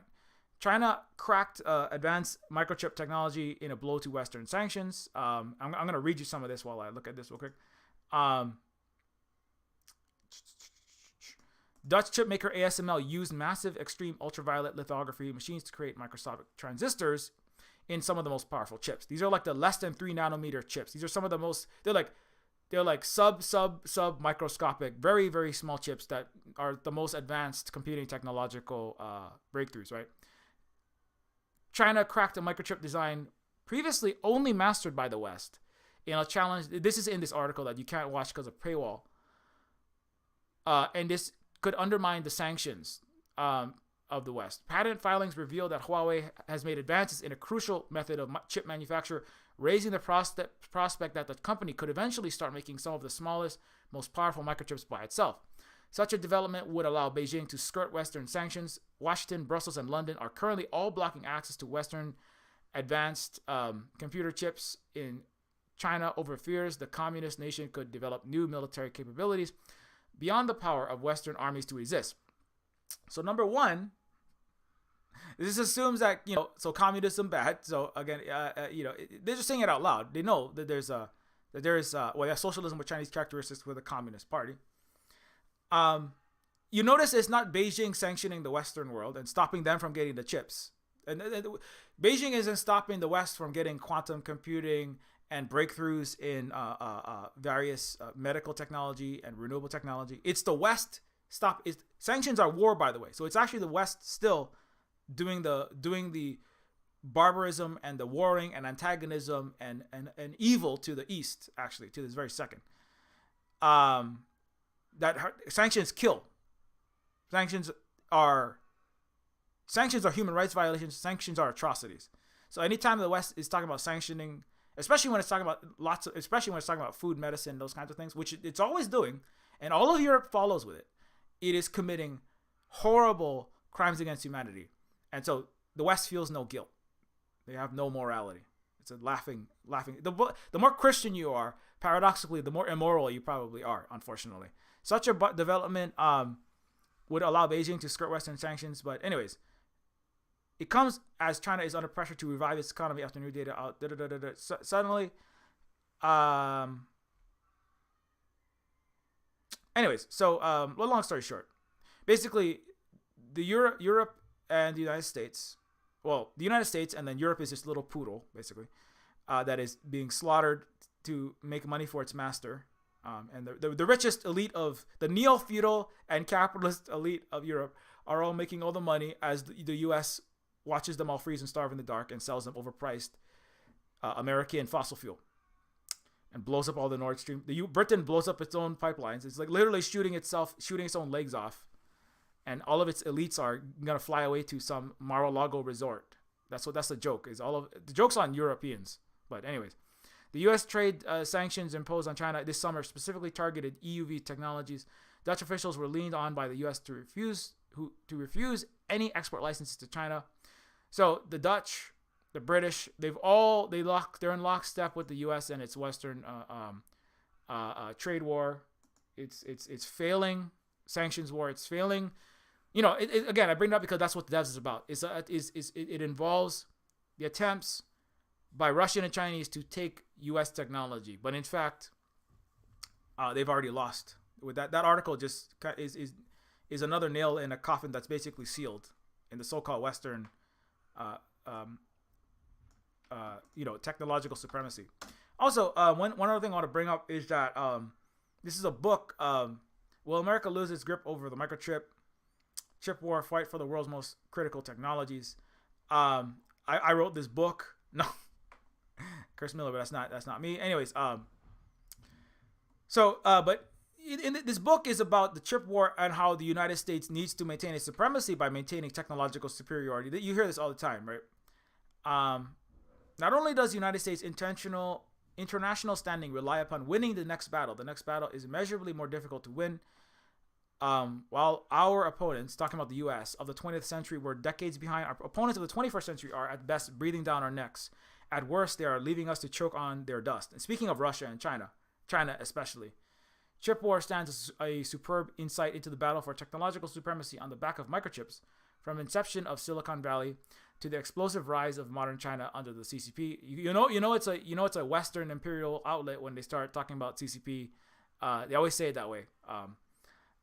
It's a communist party of China. But anyways, one can only imagine chapters that may need to be added in the future, but we must hope. So this is a story about the race. More transistors have produced than all products ever in the world for the entire history of the planet in like 1 year. So, I mean, obviously transistors are incredibly nanoscopic, but they are critically important technology to modern civilization and economics, right? And life. So one can only imagine the chapters that may need to be added in the future, but we must hope that the story of technological dominance continues to be written by Western powers. So hold your breath and die. As Miller explains, China is devoting its best minds and billions of dollars to developing its own semiconductor technology. Anyway, so this book was written, and I'm only bringing this. I'm not saying read this book. This book was written, and this article was published. This review of the book was published in January 1st, but it was written like last year at least, or older than that. But since that time, in semiconductors generally, in computing technology, the West has already fallen behind. In terms of the slight edge the West had in less than 5 nanometer scale chips, China's already cracked that, and they're already at parity and they're already in the process of leapfrogging the West in that front. Chip war, China quantum computer. Oh yeah, and so okay,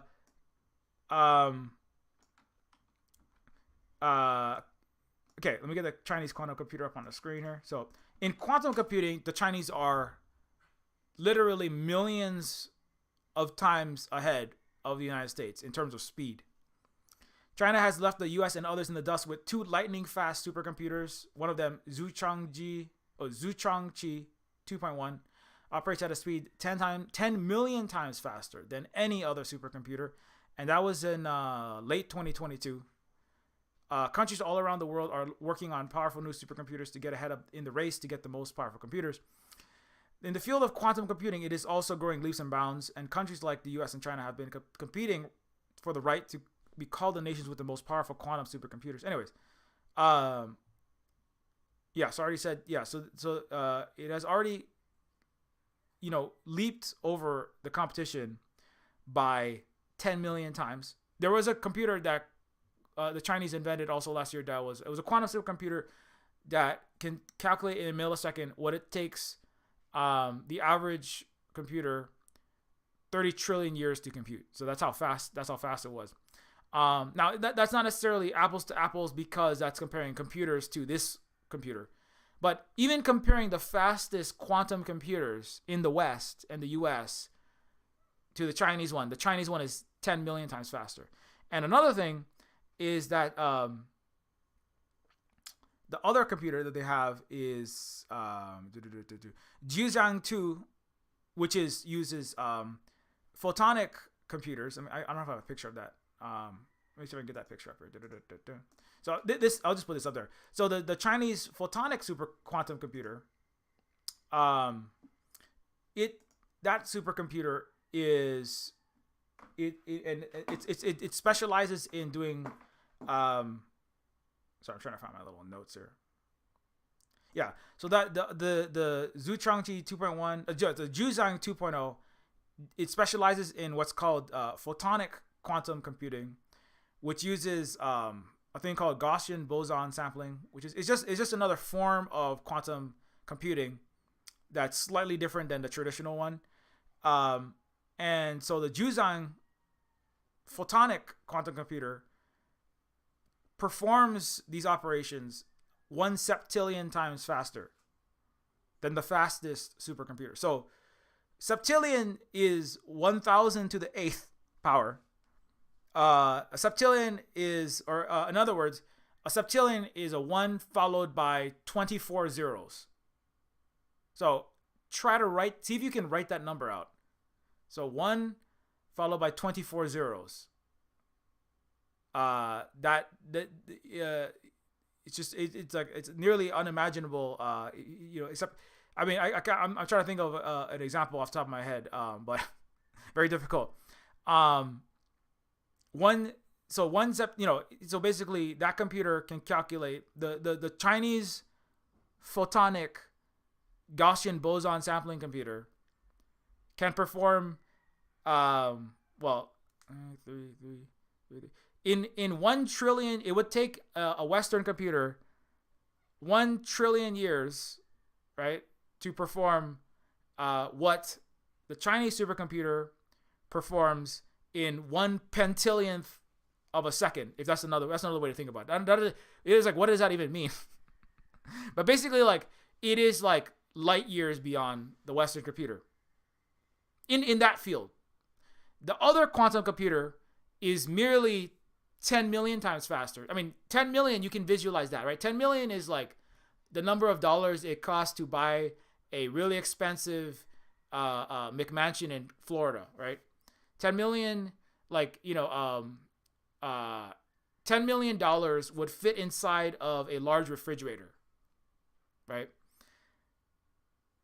And so that's how much faster the average Chinese quantum computer is. But then they have even better quantum computers than that are like just well. So my point is that, like, when it comes to quantum computing, the US is not even close. They're not even in the ballpark. They're not even in the same area code or state where there is a ballpark that the Chinese are playing in.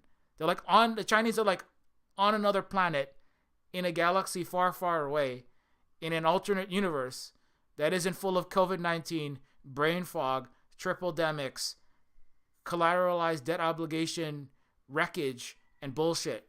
And the Chinese in that alternate universe is called the multipolar socialist-led East and South win-win cooperation world. They're kicking the ass of the United States. And so, if you're a white person, if you love the United States for some strange reason, maybe you watch too much American movies and TV and went to American school or went to European school, and now you love America because that's what they teach Europeans. If you think very highly of yourself, right? and that was a major topic that I talked about in a recent Twitch stream. De-Westernization is very important because it's not really about getting rid of the entire Western world and like nuking that entire site from orbit. And we're not calling for any violence, but accurately crediting the West with the things that it has credit, because it's not like nobody did any work there, but accurately giving people accurate representation, giving people, countries, entities, right, etc., giving them accurate reputations in the minds of the people of the world is very important. And so the West has an unequal share and unequal mind share in terms of their advances, their greatness, their betterness. Inside of their own heads, it's called white supremacy and Western supremacy. That's that exceptionalism. That's like, I'm better than you because I'm the garden and you are the savage and you are the jungle, right? And so de-Westernization means taking yourself that you are like 25 notches above where you should be and taking it down to a normal notch so that you can be equals with the rest of the world. And then we can have some kind of something like civilization, between these countries, right? The way that the Chinese actually act, they actually learn other people's languages, speak in them, care about other people, lift other poor countries out of poverty instead of talk about that and then lecture and then keep other people in poverty, right? So the West, they got to come down big time, right? So breaking all of this fraudulent mythology and propaganda and puff pieces historically and presently about the West is important, right? And it's like it's gonna come the easy way, it's gonna come the hard way. Ideally, it doesn't come the hard way is the West just gets itself destroyed by Russian tanks, and then the West tries to shoot ICBMs. The Chinese turn off all the ICBMs with the computer chips, and they crack all of the encryption that underlies the satellite and data grids that pilot the ICBMs, and then the U.S. nukes itself, or gets, demilitarized and denazified and decapitalismized and deracistized the hard way. But ideally, that's not what happens. Ideally, people just like stop, believing and being so arrogant and self-centered and so imperialistic and so just such shitheads, And that is gonna take some deep introspection, and so part of that is is like learning that no, you're not the West isn't right. If the U.S. thinks that it can still run the world, as long as the U.S. and Westerners believe that they can still get away with this bullshit, and this crimes and these evil, they might still try it. But part of it is like learning you can't get away with this. You have lost. The West has lost the tech war. You have lost the chip war. You've lost the quantum war, and you've lost You've lost the morality and the virtual. Most of the world did not want anything to do with the Western world. They're just kind of worried that you're going to blow everything up right now, but they don't really want to trade everything. China is the number one trading partner for everywhere, basically, with a tiny exception of the poodles of the U.S. It's sick mother that is Europe that doesn't want to. But even European countries know that they have to gravitate towards the Chinese because they have to. So the sooner that they learn that that's the first lesson, is that the West can't rule the world anymore in a barbaric fashion, in an imperialistic fashion.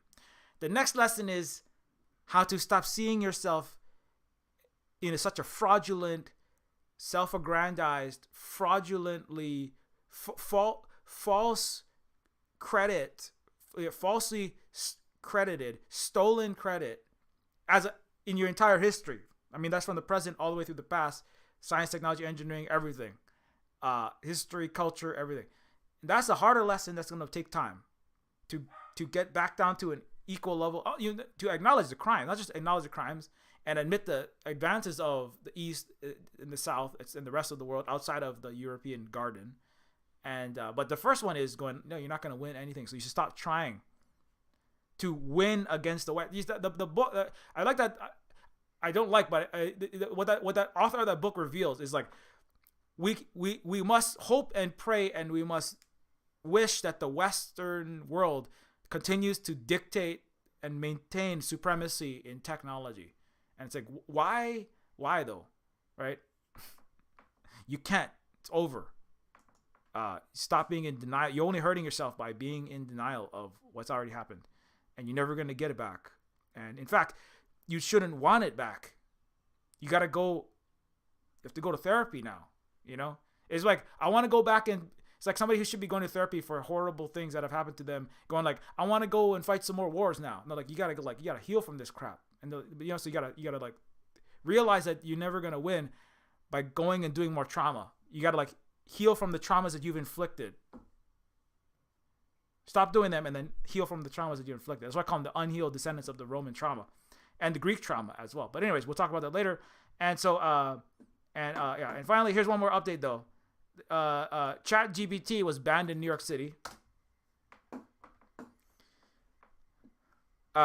Speaking of artificial intelligence and misuses thereof, ChatGPT was banned from New York City public schools, devices, and networks. A spokesperson for OpenAI, which developed ChatGPT, said it is already developing mitigations to help identify text generated by the system. It's one of the misuses, and I have whole streams about artificial intelligence, AI art, AI text generators, right? And the Western world is misusing and creating mal-applications and artificial stupidity and artificial malice and artificial credit stealing, like I already brought up.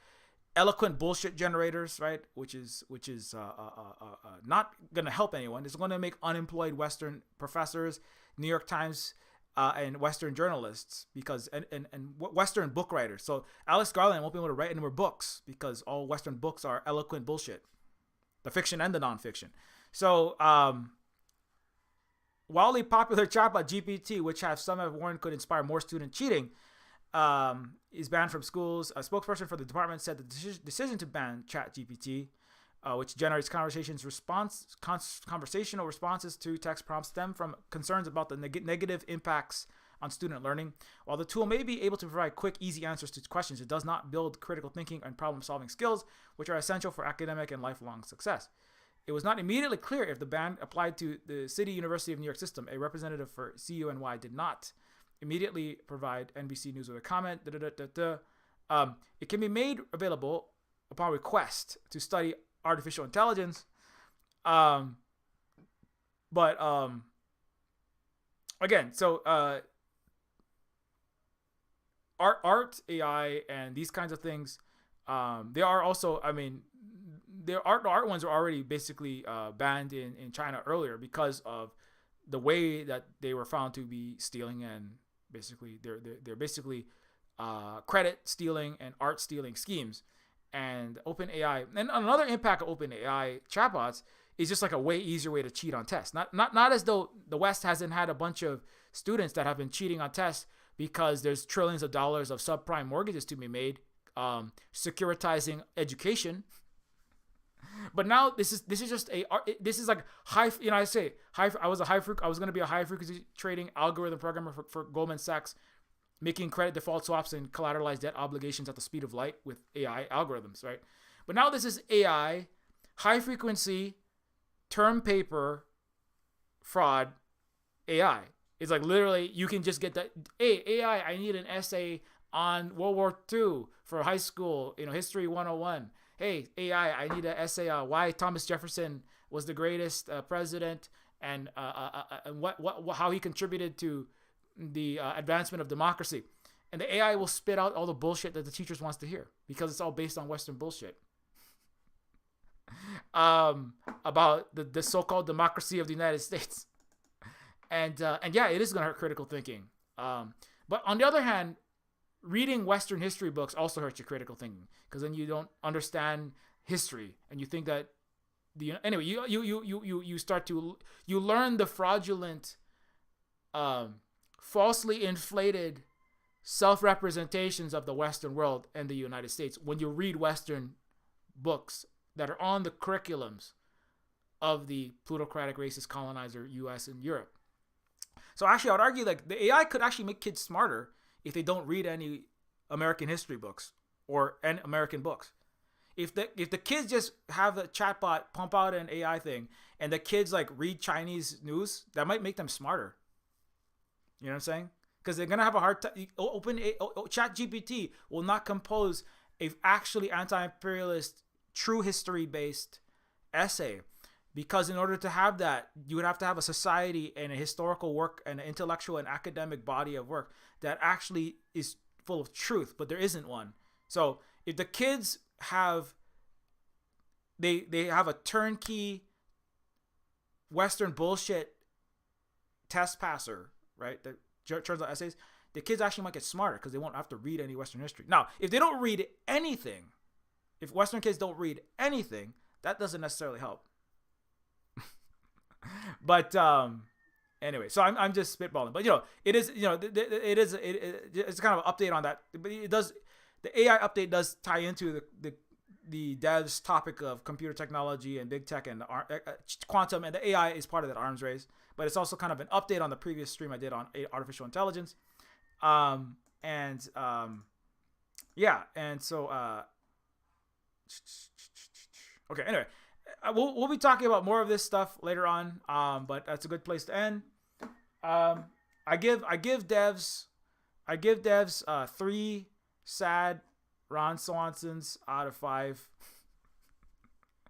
Devs is not a bad show, but I do think that it's important to recognize some of the high points are like, it looks great, it sounds interesting, it's cool to see San Francisco. The art, I mean, the actors all do a good job. It's like the plot is very, there's a lot of intrigue and it's a very spirally, twisty, turny plot. It has interesting premises that it has a story that is about really, I mean, The Matrix talks about, is free will and free choice real, or it's very, that kind of predetermination is a part of the story that's very interesting, and how that plays out. I can't really explain too much of that without spoiling you. It's very difficult to talk about this show without spoiling, so I'll try not to, right? But those are like the positive parts about it. The negative parts about it is everything I've kind of brought up already. The usual negatives that basically any Western show is going to have, is going to have some of those, the Western superpower problems. And then it also has that kind of, get out of guilt trip free card for Mr. Nasty Dude at the end. And that's like very cop out, and it's a very cop 26 out. It's very cop 27 out. It's a very much that was one of the major problems. It's like kind of rehabilitating this terrible tech billionaire. It's like doing like a empathy building expose on Elon Musk. Do we need that? I don't think we need that. You know what I'm saying? So that's the thing I don't like about it. Anyways, but you can check it out if you want to do that. Don't forget, everything we do here is supported by, hey, what's up, Strin Sam? Also, everything we do here is supported by sales of games such as Neofeud. Neofeud is a cyberpunk adventure game in the vein of Blade Runner, and so it's a game that is very much in the vein of devs. Devs also, it has the same font style as Deus Ex. Ex Machina is obviously kind of reference. Alex Garland, the showrunner, is definitely a huge super fan of all the cyberpunk works. I know he read William Gibson 25 times. Wishes he was William Gibson, I'm sure. But anyways, I actually interviewed William Gibson, so I'm cooler than the dev showrunner Alex Garland. And so anyways, Stray is a game with a cat protagonist that's cyberpunk, similar to Neofeud, and it's like Detroit Become Human, but it's not a AAA game company. And but Neofeud is a game that you can pick up on Steam, and if you can give us even a short review, it is massively appreciated. Consider checking it out. You can also get it on itch.io, as well as other games like Indigistar, and Decolonators, and Pigeon with Gun, and Woman, which is a book by Holly, my partner, which is about dunking on right-wing Christian evangelical Protestant. Speaking of holier than thou cultures, is about kind of the beginning of the westernization and taking down such cultures through a story that is like the Bible from the eyes of Mary. And you can get that for free, or you can give any amount of money when you pick it up. Also consider supporting us through Ko-Fi. If you appreciate the education and the entertainment, or the edutainment, or the entercation, if that makes any sense, then consider supporting us through direct support through Ko-Fi and or Patreon.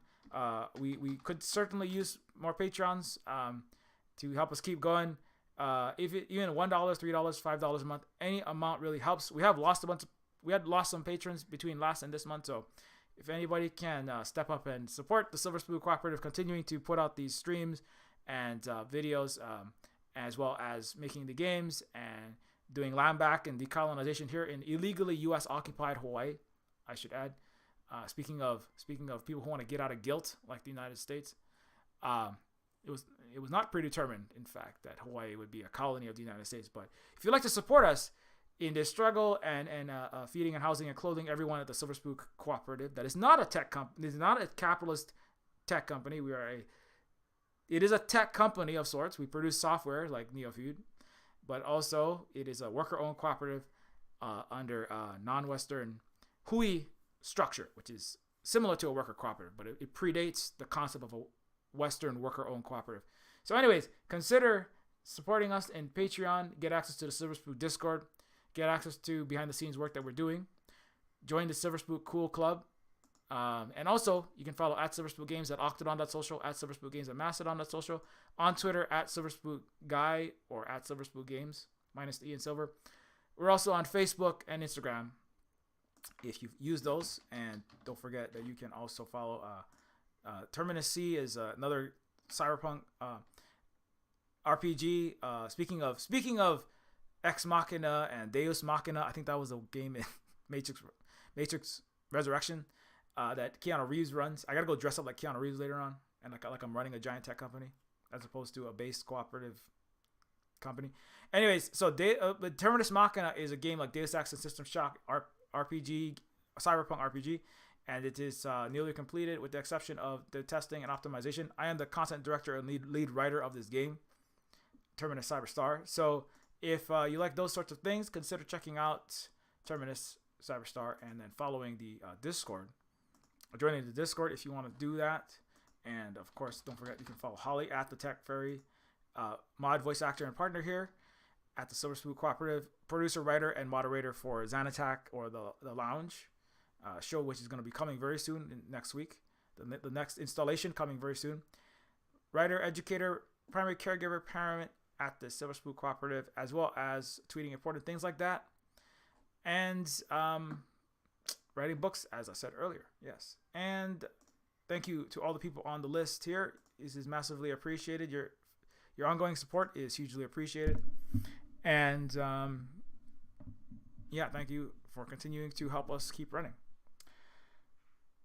I think that's it. So don't forget, we'll be back later on in the evening time, approximately 6 or so. I'm sorry, 8 Pacific time in the evening. And I'm going to talk some more about the we're talking about lots of stuff, but come on back, and don't forget to share the stream and tell all your friends about these channels generally. And until next time, keep your mirror stays polished. Be excellent to each other. It's okay if you lost significant others, but it's also like if you did terrible things, maybe you should stop doing those terrible things and stop trying to wage useless sanction wars and start cold wars that you can't win. Don't throw rocks in glass quantum houses. You know what I'm saying? Anyways, have a good time.